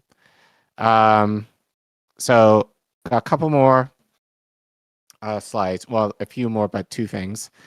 So I pulled this. This is from Bree Newsom. We played her before. She's kind of Libby a little bit. I think she's most famous for taking down that flag in South Carolina. I forgot from what context she climbed up the pole. So she had this to say regarding Tim Walz basically being a bitch. And this is what she had to say. So my hope is with Tom Homan is different from Greg Bovino and these folks on the streets that are just amateurs. No, we're not doing this again. And I want to log on just to say that and make that clear. I need that to be abundantly clear. We are not doing this cycle again. We're not doing this again. This is literally a cycle of abuse that the American population is subjected to by the U.S. political establishment, Democrat and Republican. I don't say left and right because these are both far right parties, and we need to understand that. Okay, there's no functional left within the United States government. That's another long video I'm not going to get into right now. But what we have in power are two fascist parties. It's two flavors of fascism. Both flavors kill you at the same rate, regardless of who is in power. Okay? Because there is no opposition to what is happening. There's no real opposition to what is happening because when it comes down to the bare bones of what the issue is, the issue being that all of our tax money is taken and spent on murderous police forces and genocide and war crimes, when we need it spent on things like healthcare and childcare and transportation and roads and bridges and, just like the basic things of like a developed society, right? When it comes to that issue, there's no daylight there. There's no daylight there. We've just seen two people murdered in broad daylight by federal agents. And the response from the Democrats is that they just need better training. Okay?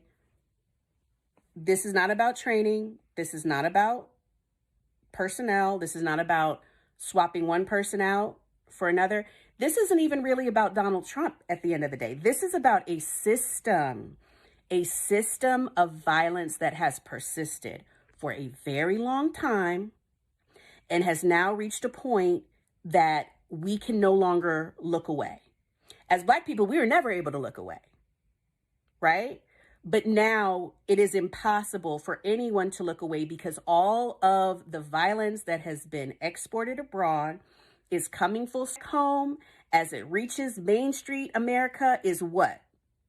The same lack of response from the Democrats. I have mad respect for the folks in Minnesota. Let me say that first and foremost, okay? And I'm not surprised because I remember. But the fact is, you have a Democratic governor of the state saying he's going to give the benefit of the doubt. The benefit of the doubt to the Trump administration. That's the takeaway. He stands up and he says that he wants to see accountability. Well, has there been an arrest warrant issued? Have either the state or the city issued an arrest warrant? You don't need an investigation before you arrest someone in a situation like this. And if you were serious about the investigation, you would want that person to be arrested and in custody as soon as possible so you can start getting like basic evidence, right?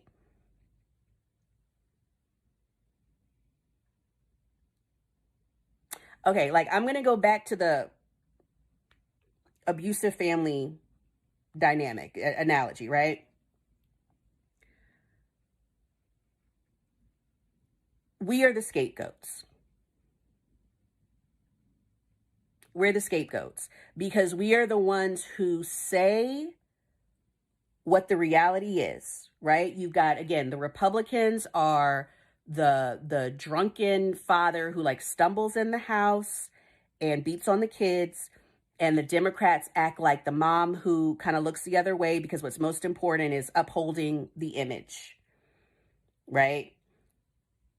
We have to uphold this image that we are a functioning constitutional republic, that we are the beacon of democracy, that we have all of these things, that we're not the savage murderers that we are, right? We have to hold up that image. And so we end up being the scapegoats. The leftists, the activists, the people who say what it is are the scapegoats. We're the problem because we're saying the reality. We are naming the abuse. We're naming the abusive dynamic, and we're saying that something has to change. And then the response is, oh, well, you just hate everybody. You're angry. You're just, all you do is you complain about the Democrats. Well, you just try to beat, well, the Democrats do something for us. Okay.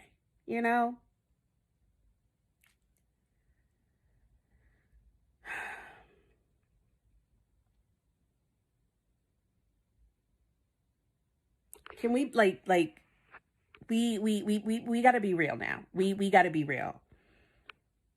The question of well then, okay, so then what do we do? Baby, not the same thing. Not the same thing. You don't keep doing the same thing over and over and over. So find the new thing, but we're not doing the same thing. I mean, I remember Jimmy saying years ago that our politics are akin to abusive relationship. And that's how I feel many times. It's like, and she called it out perfectly in terms of and I think both you and I get this frustrated. It's like, we're trying to spring truth and people are like, you're wrong. You're it's not, and it's like, no, we see it. And I keep saying this, once you know the pattern, you can see it, you can identify it and know it's going to happen again and again and again and again unless something changes. That's what we're calling out. And it's and getting into these arguments with these people who are so insistent on being I get that we our system sucks, but we don't have a choice. We have two options.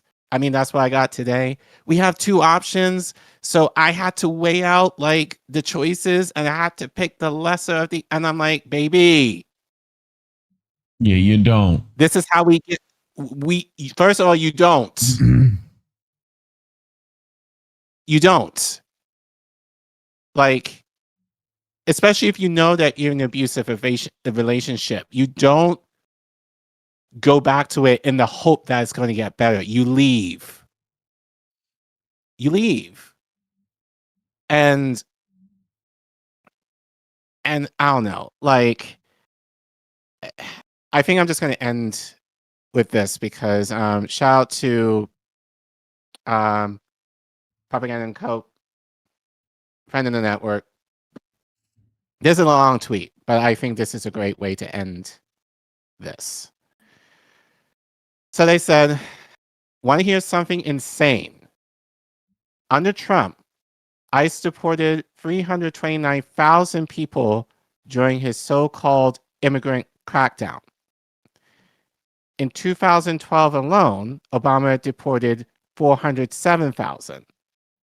Obama deported more than 5 million people over his 8 years in office. Biden deported over 4 million people from 2020 to 2024. During Trump's first term, he deported only about 2 million. The perception is that Trump is the deporter in chief, when in reality, that title belongs to both Obama and Biden. The point is that perception matters more than reality. And this exposes a lie that the aggressive arming and funding of ICE is really about immigration. More people were deported under 2 Democratic presidents with far less funding, fewer weapons, less surveillance technology, and far less political theater. Immigration is the Trojan horse for the federal government to build its own domestic military and secret police force with broad legal impunity to carry out sweeping arrests and repression of dissidents. So I think I said this to Indy. The idea that what's that kid's name? Shirley, who essentially popped this off going into Minneapolis in the guise of, oh, there's fraud among the Somalis. And even with that, and I said this to, and because, you know, like, because you two are like the owls, you're watching, and I'm kind of like, who is this person? Like, who is it? Like, we're the and you old wise lesbians. What happened? Well, how are we owls? But I have to give you two a shout out because you guys have taught me, like, if someone just appears just out of the blue, especially having an online presence, if they just appear, that's a red flag. Uh-huh. And I never heard of this person prior to, like, and I think I heard of him while I was on vacation, but it was like, I never heard of you before, and now you're seemingly like popping off online and going viral over this documentary that he did. And now what has he done since? Gone. Like, in today, out today. But he was Project essentially the Trojan horse. Rebranded. Right. So he was essentially like the Trojan horse to pop off what's happening now in Minneapolis. So I think that's kind of interesting that this cat kind of came up for that, and now look what's happening now, and we never heard from him since. But anyway, just as the Patriot Act was sold as a trade-off of privacy for security after 9/11, immigration is now being used as a pretext to justify the creation of a heavily armed, trained, and funded internal enforcement apparatus. It starts with arresting and deporting non-citizens today, but, as with the Patriot Act, it would normalize these powers and eventually expand to violate the rights of citizens. We're already seeing signs of this. Critics of Israel have been arrested by masked men and deported by ICE. In the case of Remeska Orkurtz, she was arrested for nothing more than an op-ed she wrote in her college newspaper. Yep. Zionists like Laura Loomer and Amy Mike have publicly identified critics of Israel, such as Sami Hamdi, and directly called on ICE to arrest and deport them. But it gets darker. Trump has recently suggested that he would denaturalize American citizens if it was deserved. Right. Who decides what's deserved, and by what standard? Would that include your wife, Trump? No, he paid for her. You know. We have already seen ICE kill 2 American citizens, justifying the deaths by labeling them domestic terrorists. And Oneska, what's her last name? Ozturk. Oturk was arrested and nearly deported because she wrote an article in a newspaper hardly anyone reads. Did she deserve to be snatched off the street? These developments are part of a gradual process to create a secret police force for the federal government's increasingly authoritarian weaponization of the law. At the same time, AI is poised to usher in the greatest transfer of wealth in human history, widening inequality to the point of mass social unrest. These police forces will be used to arrest, terrorize, and crush dissent, scarring the rest of the population into submission, conditioning people to accept their fate as UBI piglets, pacified, obedient, and distracted by endless entertainment and gambling inside open-air digital prisons. So you can see that chart. Yep. Obviously, the deportations under U.S. presidents basically for my lifetime. And there's a quick note. Both Clinton and Bush deported more people, and Obama and Biden deported more than Trump did in his first term, and are on pace to deport more than him during his second. So funny how the cookie crumble. Well, again, it's the perception that Trump is big bad. Like Trump is doing all that. Now, granted, if it were under a Democrat, you wouldn't see the theater of it all. But that's not to say it wouldn't happen. It's just going to be a lot more covert under a Democrat, and people won't care. And I actually said this online today. People only care now because it's white neighbors who are being snatched up. Am I wrong? Like ICE has been snatching up people for now over 2 decades, and we haven't really cared about ICE that much up until now, because now they're starting to target American citizens who are white. But when it came to the others on either side, did anyone care? No. So sadly, it had to take the death of 2 white people for people to actually give a fuck. But this is kind of the call of, we don't need ICE. ICE needs to be abolished. Fuck Democrats. Obviously, fuck Republicans, but fuck Democrats more because they're complicit in the bullshit. Mm-hmm. And I know you agree. So that's why we're demonetized, because we say stuff like this that people are not necessarily going to say, and we're not going to play that what people do in terms of, oh, I have hope in the Democrats that they actually no. We have hope in you all. We have hope in you all that you guys know the truth and you will take a stand. And the way you can do that is if you wanted to help us have more stories and segments like this that YouTube doesn't like, you can scan the QR code you see on your screen, or you can go to the Ko-fi link that you see at the bottom of your screen, or if you need to chat in your life, you can type in !donate all one word, and the YouTube and the Ko-fi link will pop up. You can also give via Substack, PayPal, and Cash App. All those links are always in the description below. And as we always say, we appreciate you guys. This is fully funded by you, and we appreciate you. And thanks for watching. Nope. Which before we get to that, I wanted to shout out Jack's page. He gave us $5 over on the Rumble. He said, much love and respect to you both. Thank you, Jax. Jax, I'll look into why Ko-fi didn't work for you. I'll DM you maybe. Figure out what happened. But chat, what's up, chat? Trump got an anteater. Anteaters are pretty cool, dude. Like, you just will suck up ants all day, dude.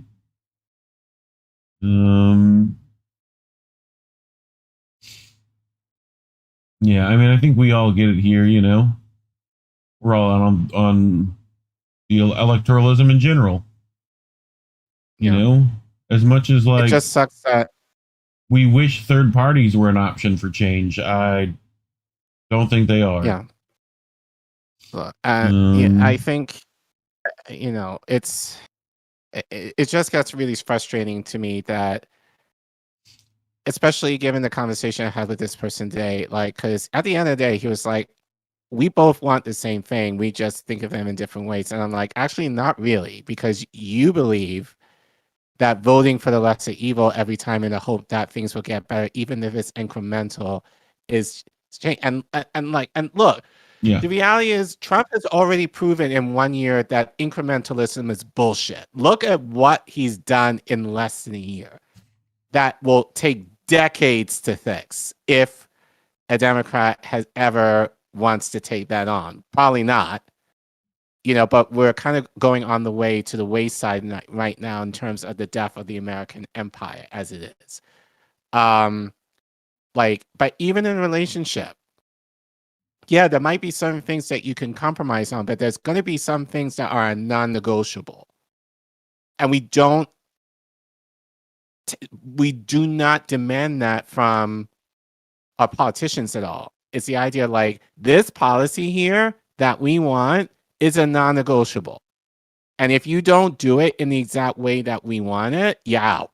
We don't ever do that, at least on the Democratic side. It's always like, we must accept the compromise because that's the term of progress. And it's like, and again, I've said this before, I would take that if you have the standard already in place and build upon that. That's one thing. But we don't even have the basic thing. And you're trying to minimize the basic thing for something less than that in the form of a compromise, which is, to me, not really a compromise at all. So, yeah, but it's just the idea that people, again, we're in an abusive relationship, and people are willing participants to remain in the abuse. And I, for one, will not tolerate it as a child of abuse. So I just wish that other people would see that they're in an abusive relationship and see through it and get out. Right. Like, you don't perpetuate that by continuing to go into the abuse even more. Like, you watched Get ideally. Out? Speaking of Get Out? No, I should. Okay. You should. I should. I wasn't a part. I know I should. Yeah. People are going to yell at me. I know I should. I'm Shame just not this man. Shame him. I think it's one of those things. To me, there's like two kinds of horror, like the psychological horror that actually makes you think, and like the horror is the actual like horror of the world itself that we live in, and then there's just like slasher movies that are just jump scares. I hate those. Right. The ones that actually make you think, are still, they're just good. They're just good movies. It's just one of the emotions they convey is like unsettling, and like that kind of stuff is good. But let's get to our last story, just so I can go take a nap because I'm sick. We talked about this a bit in the last segment as well, but this is going to be in relation to the blatant murder of a person clearly legally using their Second Amendment rights, as they should. But this came up on Twitter. So this is written by Tyler Austin Harper, and it's in the Atlantic, which of all the fuck the Atlantic to the moon and back. It's one of the shittiest outlets in the world. But this came up on Twitter, and you'll see why I brought it in a bit. But he's calling to see it because this was behind a paywall, so this is kind of an exclusive. So unless you are not subscribed to the Atlantic or play for the Atlantic, you're not going to read this. So luckily, your boy's got Opera GX, which gives you a little reader mode button. You hit the button, works, magic. Woo! So they're calling this a wake up call for Second Amendment people, right? This person is clearly pro-gun, pro-Second Amendment. They write, last week as rumors swirled about an impending ICE surge that would target the Somali population in Maine, where I live, I called my barbershop to schedule a last-minute appointment. I didn't want a haircut, but I worried that I needed one. I'm a light-skinned Black American. My hair and beard are thick and curly. On Thursday, I had both cut extra short in an effort to look less like someone ICE might find interesting. That is to say, right, for the first time in my life, I tried to look whiter. I had seen video after video of federal agents occupying Minneapolis, flagrantly racially profiling innocent people on the street, demanding that American citizens, including police officers and Native Americans, show their papers, and even detaining some. And it seemed that the same chaos was coming to southern Maine. I also made another change in advance of ICE's arrival. I stopped carrying the 9mm compact handgun, a Glock 19 equipped with a Holosun red dot, that I keep underneath my shirt most days in full compliance with Maine's concealed carry laws, although it is completely within my rights to carry concealed in my state, a practice I began a little over a year ago, after having gotten several death threats for my political writing. The past few weeks have made it apparent that ICE and Border Patrol don't put much store in the law or Constitution. So, when they heard news that Maine was about to get the Minneapolis treatment, a fear gnawed at me. What happens if I'm harassed or grabbed by an ICE agent for walking down the street without my passport, and an agent feels the pistol beneath my sweatshirt? What happens, God forbid, if my Glock dislodges from my appendix holster, which I'm being roughly detained? I worried that in such an event, ICE officers, poorly trained, trigger-happy, might panic and shoot me out of fear, even if I was doing nothing illegal or threatening. I worried, too, that they might not even bother to learn Maine's gun laws before descending on my state. Today, Border Patrol killing of Alex Jeffrey Pretti, 37-year-old ICU nurse, who the Minneapolis Police Department believes possessed a legal carry permit and was armed in the lead-up to his death, made it clear that my paranoia was justified. It was also made it clear that not only minorities were having their First, Fourth, and now Second Amendment rights trampled by the federal government. Pretti, like Renault Nicole Good before him, was white. And while new facts about certainly emerged that complicate what we know so far, existing videos of the incident seem to show that he never reached for his weapon in his fatal encounter with the feds. It appears to have been removed by agents before they shot him dead, after first pepper spraying him in the face as he tried to help a woman who had been knocked to the ground.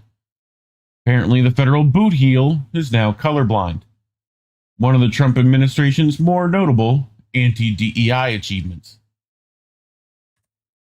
Although the administration claims that its immigration enforcement operations are meant to protect Americans from an invasion of foreign-born gang members, federal officials have now killed 2 American citizens, specifically white American citizens, the kind Donald Trump and Stephen Miller technically signal they care the most about. In less than a month, it is plain that Operation Metro Surge and Operation Catch of the Day, yes, that's what ICE actually calls its main operation, are not about protecting the good citizens of Minnesota and Maine, and they are certainly not about protecting our rights guaranteed by the Constitution. So, that's pretty much what this guy had to say, you know. Other than, he's always been around guns, his family owned guns, first job was at a gun club, like, pretty much sounds like he grew up in the South from what I feel like, we're all kind of connected to it down here. Mm-hmm. He talked about how even the NRAs kind of come out and said, this is stupid, but anyway, I brought this because he posted this thread on Twitter, right? And, that's his setup. Look at that. 2 mags, Collin. It's almost like that's the fucking standard for people. Huh? It's the standard. Mag in the gun, extra mag. Standard shit. Standard. Holster comes with it, Collin. It's part of it's a package deal. It's not even separate.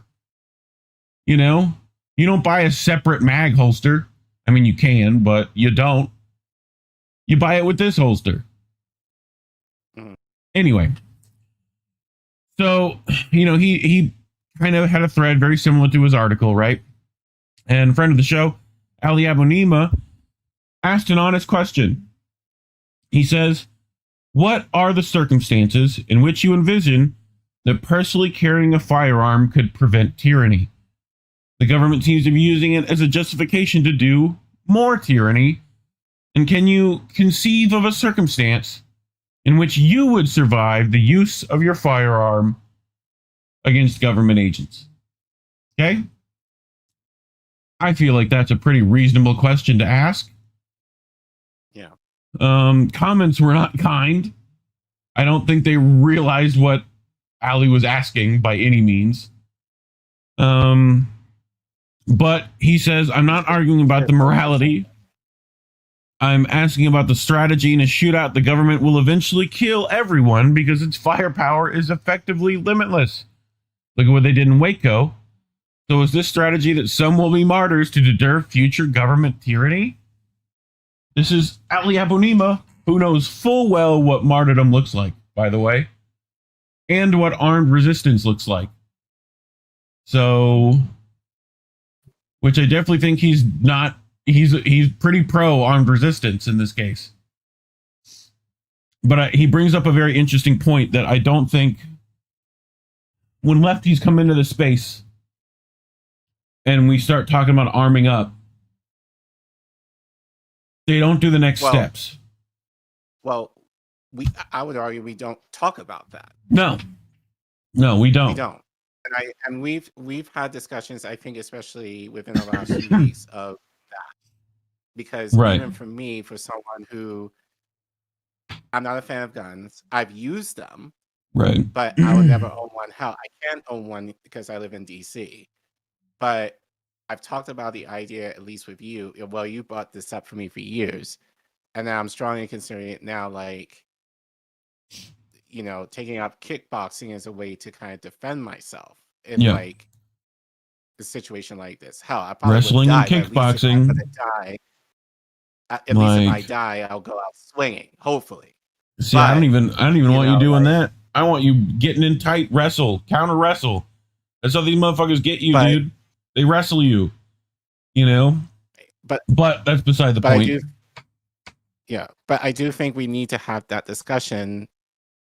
I think you're right in terms of strap up, but then think about what that means. The implications of that. The implications of that. It's also the first. It's the first step. It like asking that question of should I or shouldn't I, and you go, okay, I should.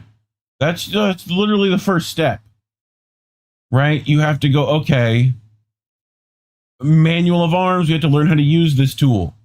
We have to learn the cases in which we can use that tool, right? We have to think of all the contingencies after using that tool. We also think of just how to fucking get to it. Where are you going to put it? Right. How are you going to use, like, all these are factors. How are you going to use it and keep it to yourself? These are things you have to think about, right? Like, you know, and I'm with Allie, and we talked about this recently, kind of with Gordon, right?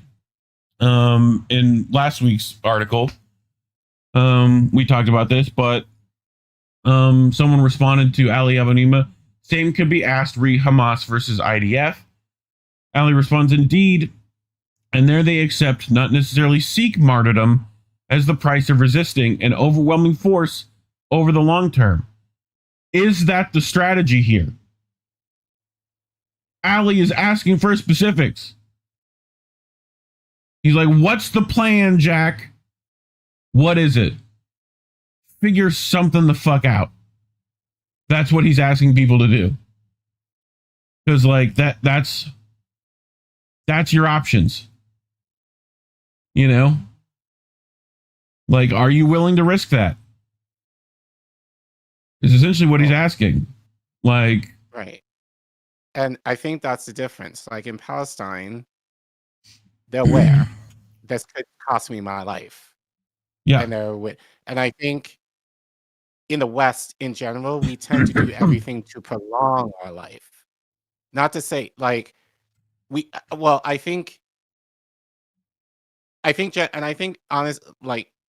we think death in the West in a very different way compared to, I argue, in the global South, because we are almost surprised by death in a lot of ways, in terms of, oh, we might eat these things, or we might have plastic surgery in order to maintain our youth and all this kind of stuff. Like, we do everything to prolong life as long as we can. So, whereas definitely when I was in Africa, I was very fortunate to experience several people who died in certain reasons when I was, I think, about 3. And the attitude that they have towards death was very much like very matter of fact, just like, okay, part of life. It is what it is. It's part of life. It wasn't like there wasn't any theater to it. It was just like, okay. And Whereas here it's almost like hysterical, depending on who it is. It's like, yeah, you know, you're mourning and like all this kind of stuff for days and weeks on end and whatever. But I think a lot of that too is that in the global South, they're more used to it because, and often is usually due, not often, but at times it can be due to resistance in some way, shape, or form. Like here, we're too comfortable. So I think that's the key. It's that we live or allegedly live in the illusion of having a comfortable life so that we're not necessarily going in the way of like surviving. Whereas in the global South, depending where you are, it's like a little more primal in terms of living. So they think of it differently in those terms because it's like it's not necessarily a guarantee every single day that you're going to wake up depending on the circumstance. Like over here, it's more or less a guarantee. Like you're going to go to sleep with the idea of like I'm going to wake up in the morning for the most part. So, but I think it's the idea of like, now I can make the argument for Alex. He was probably aware of what was going now, especially given the reports that he was targeted. Right. Which is why he maybe had the gun on him. My guess is he probably knew that his time was coming. So he was willing to help that woman knowing that that might have been his last act of service. So I can make that argument for him. That may not necessarily be what he was thinking, right, but at least in how he moved, I could see that in him. Well, and I love how it's all now like all these two-way people are suddenly like, well, you shouldn't have these at a protest and yada yada. You got Republicans who are talking about, well, he was a domestic terrorist and whatnot. Meanwhile, what are they calling for in Iran, Collin? Ted Cruz, we should be arming the protesters in Iran now. So armed protest there is fine, but here, apparently not. So, but I mean, I've talked ad nauseum about my feelings on this matter. Mentioned people like Malcolm X, things like that, and how they viewed this, right? But and just as an aside for y'all, I think since this Black History Month coming up starting next week, I think I might try and do a series around this because I think the argument, especially you're gonna hear this a lot, Black History Month, especially with MLK. It's like and I'm sure it's gonna come up now, especially in like what's going on. It's like nonviolent protests and all that kind of stuff, and like so many of Black leaders back in the day were basically being like strap up.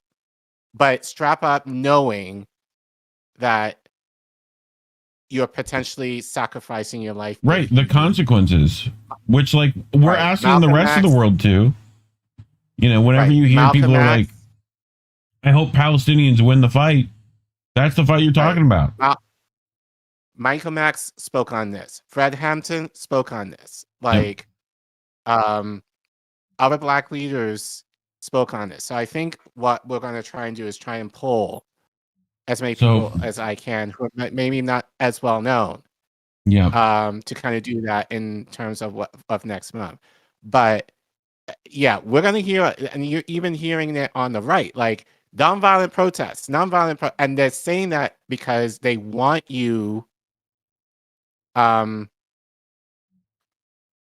don't want you to fight back. No. They want you pacified so that it's easier for you to kill. Yeah. So it's like, I think there was a clip that I wanted to play regarding that. I've got a clip, Minnesota. Sir. Oh, you do? I've got a clip. So this is Denzel Washington, right after his role in Malcolm, right? Where a reporter asked, "Was Malcolm X preaching hate and violence?" Right. Mm-hmm. So we'll listen to the response. This way. Is the sheep preaching hate when he says, "I'm not going to let the wolf eat me anymore. If the wolf comes in here, Next time he comes in here, I'll do whatever I have to do to keep him off my back. Is the sheep violent or is the wolf the violent one? He wasn't teaching hate, he was teaching common sense. You know, somebody's knocking you over the head, stop them. Do whatever you have to do to stop them.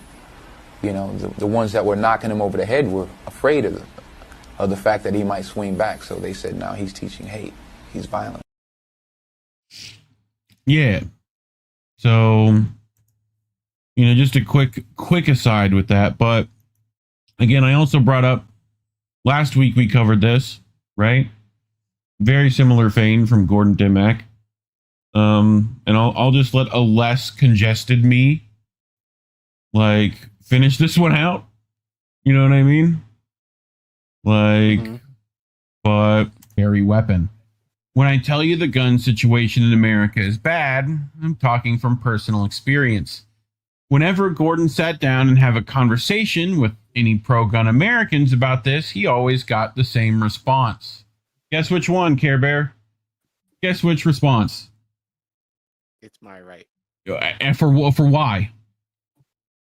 Second Amendment. Which is to do what? Right to bear arms. And tyranny and all that shit gets brought up, you know? Sure. No, mate, you don't understand. This is enshrined in our Constitution. The right to armed resistance is there to stop a tyrannical, self-serving government from ever taking over again. And Gordon says them now, and I will too.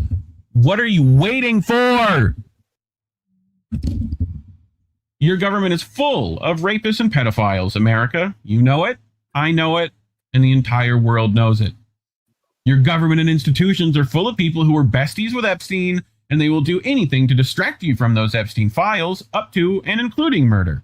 Your media and influencers are lying to you about almost everything every single day to keep you all confused and distracted from this, and while your lives get progressively worse, those people just get richer and richer and richer. Today, I shot and killed a white woman who was no threat to them at point-blank range, killed her. Then your entire government, right up to your president, lied about it to your faces. Then thousands of you went on social media to declare that it was a good thing that woman was shot 3 times in the head. She should have just followed orders. Even though it's not fucking clear what those orders were, just think about that. Thousands of you went online to say that it was right this woman was shot, that a murder was her own fault, or to listen and retweet somebody saying just that. But none of you reached for your guns. What the fuck is wrong with you? Are you all cowards? Huh? They're fucking your kids, covering up for the people who have done it, and blatantly lying to your faces about it while they all get richer. And reaction is what? Memes? They're even shooting you in the head for no good reason at all. And the first thing some of you do is go online and defend it. Gordon, they had to lick some boot leather first, dog. That was first on the list. All right? You know, are you kidding me? You're going to try and defend shooting an unarmed woman who was no threat in the head at point blank range? Have you ever heard of Stockholm Syndrome? Gordon, American education system. You're asking a lot. Right? Because you may be suffering from a bloody, severe case of it.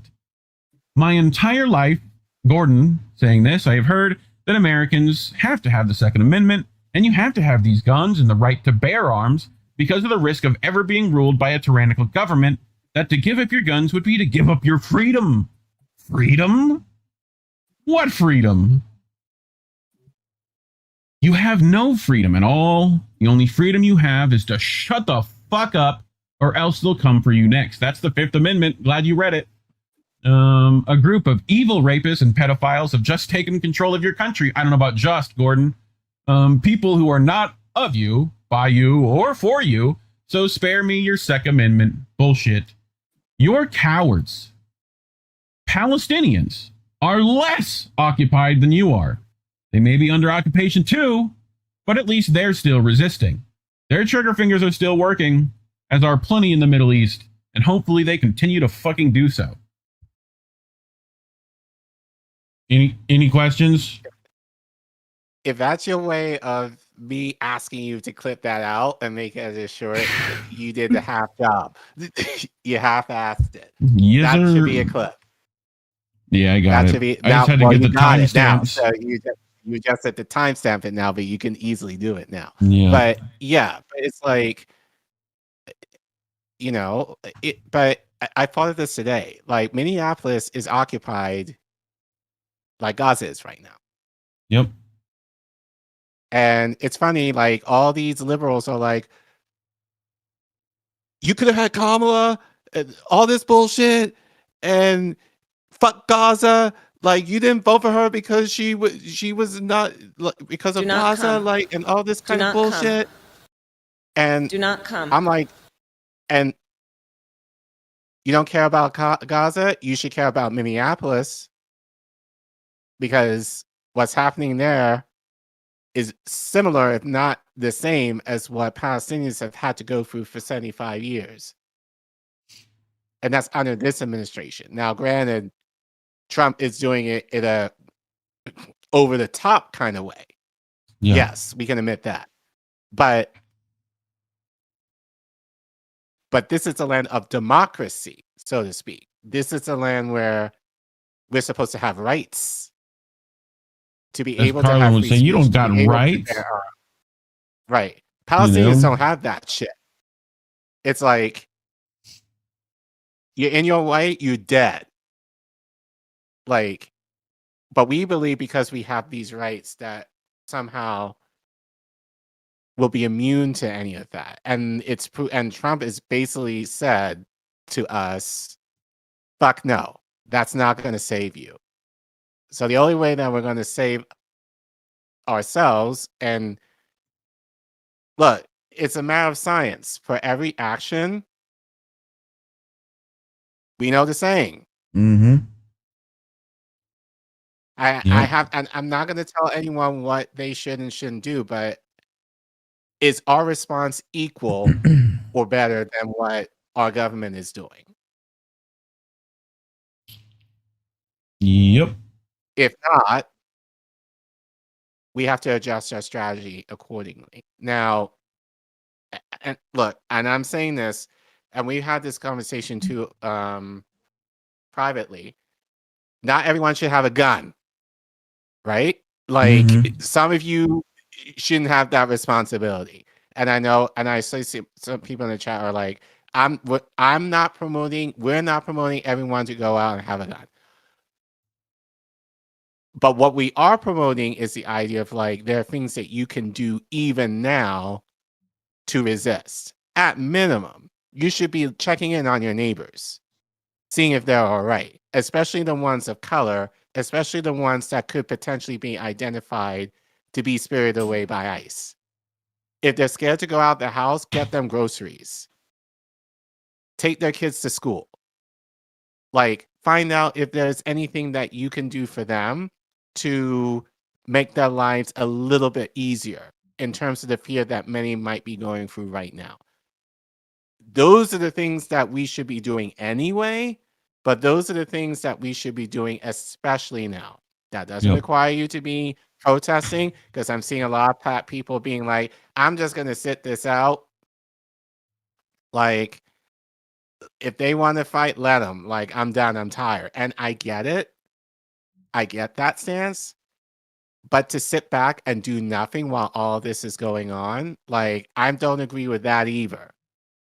Like, it's not like our ancestors, even our grandparents, were like, oh, I'm going to take a seat because I'm tired from slavery. Or I'm going to take a seat because I'm tired from the civil rights movement. Like, especially with someone like my dad, was basically like, you have no right to be tired because there were people behind you who worked tooth and nail to have the things that you have. You don't have that right. And in that context, I understand what he means. We don't have that right to be tired in thinking that our rights are being taken away. Well, I would argue we never had them. Like, but the illusion of our rights are being taken away. Right. So, again, we're not promoting here to strap up some of you. necessarily. But what we are saying is get involved in the ways that I think are basic and are common sense and something that would mean more in your community over everything else. Check in on your neighbors, you know, support them financially if they need something. Offer them food if they like, offer them your home if they're scared. Like, we're seeing so many like videos of random like people who are like being targeted by ICE just running into random people's homes because they're scared. And you know what? Shout out to those people, instead of being like, get the fuck out of my house, have actually let them in and actually stood up for them and actually fought ICE, even if they couldn't keep them there, that they at least protected them for a few seconds. Like, are you willing to do that? So I think these are the questions that we should be asking ourselves and how we should appropriately respond to the ways of the world right now. So, yeah, but it requires sacrifice. Yeah, I think that's what Ali was getting at. Yeah, it requires sacrifice. And I think because we live in a culture that is so isolating and so individualistic, we don't think of that. We don't care about each other, much less ourselves in that regard. Like, I think a lot of us are just kind of like Superman, like, I'm going to go in, guns blazing, pew pew, and just like no, these are what the ICE agents are doing. Like, you don't want to have that attitude. Like, go in with the idea of like, how can I serve in a way that Alex did? Like, how can I serve the community, even if it means costing me my life? So, yeah, I think that's the stance that we all need to take at this point. And I don't know what we have to do in order to get there, but we need to get there. Otherwise, we're fucked. Yep. Well, and having that stance is why we're demonetized. So you can scan that QR code on your screen, go to code-v.com/Indie News Network, and, you know, leave us a couple $1 dues. We appreciate all the help you so graciously give. And otherwise, like and subscribe. Hit the share button. Leave a comment. Let us know what you think. Otherwise, thanks for watching. Collin, we made it. Yes. Yeah. And We thank you did it. guys. We actually had a great stream despite Reef being sick. A lot of you hung out and showed out. So yeah, thank you guys for hanging out with us, especially since we were away last week. So we really appreciate it. So yeah. But any announcements? I don't think so, other than like the normal stuff. No. You know, always stay tuned to the channel. We tend to have streams just about every day. So keep an eye out for stuff. You can follow us on Twitter at GetIndieNews. And you can follow us on Substack. Links to follow are always in the description below. You can get updates there and here. Otherwise, we hope to be back. I hope to be back Sunday for boats. You know, hopefully I can breathe through at least one nostril by then. That'll be great. And is there American tradition tomorrow? I do believe so. Yeah. I think so. But yep, should be good. Anything you wanted to add before we get out of here? No, just I guess we're having a nor'easter. If those of you on the East Coast, we're having a nor'easter over the weekend. Yeah. So I know a lot of you are still shoveling out. Still. So be careful and stay safe, dress warmly, and yeah. That being said, thank you guys for watching in like these times and the madness that's going on. So I love you all. Remember, kids, labels are bad. Stay independent. Good night, fam. Have a good week, everyone.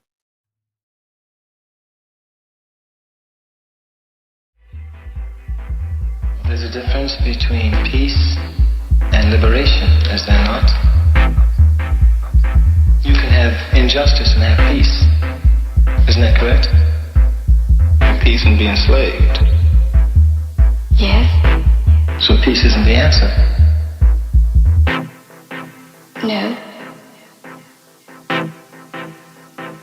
Segregationist hands.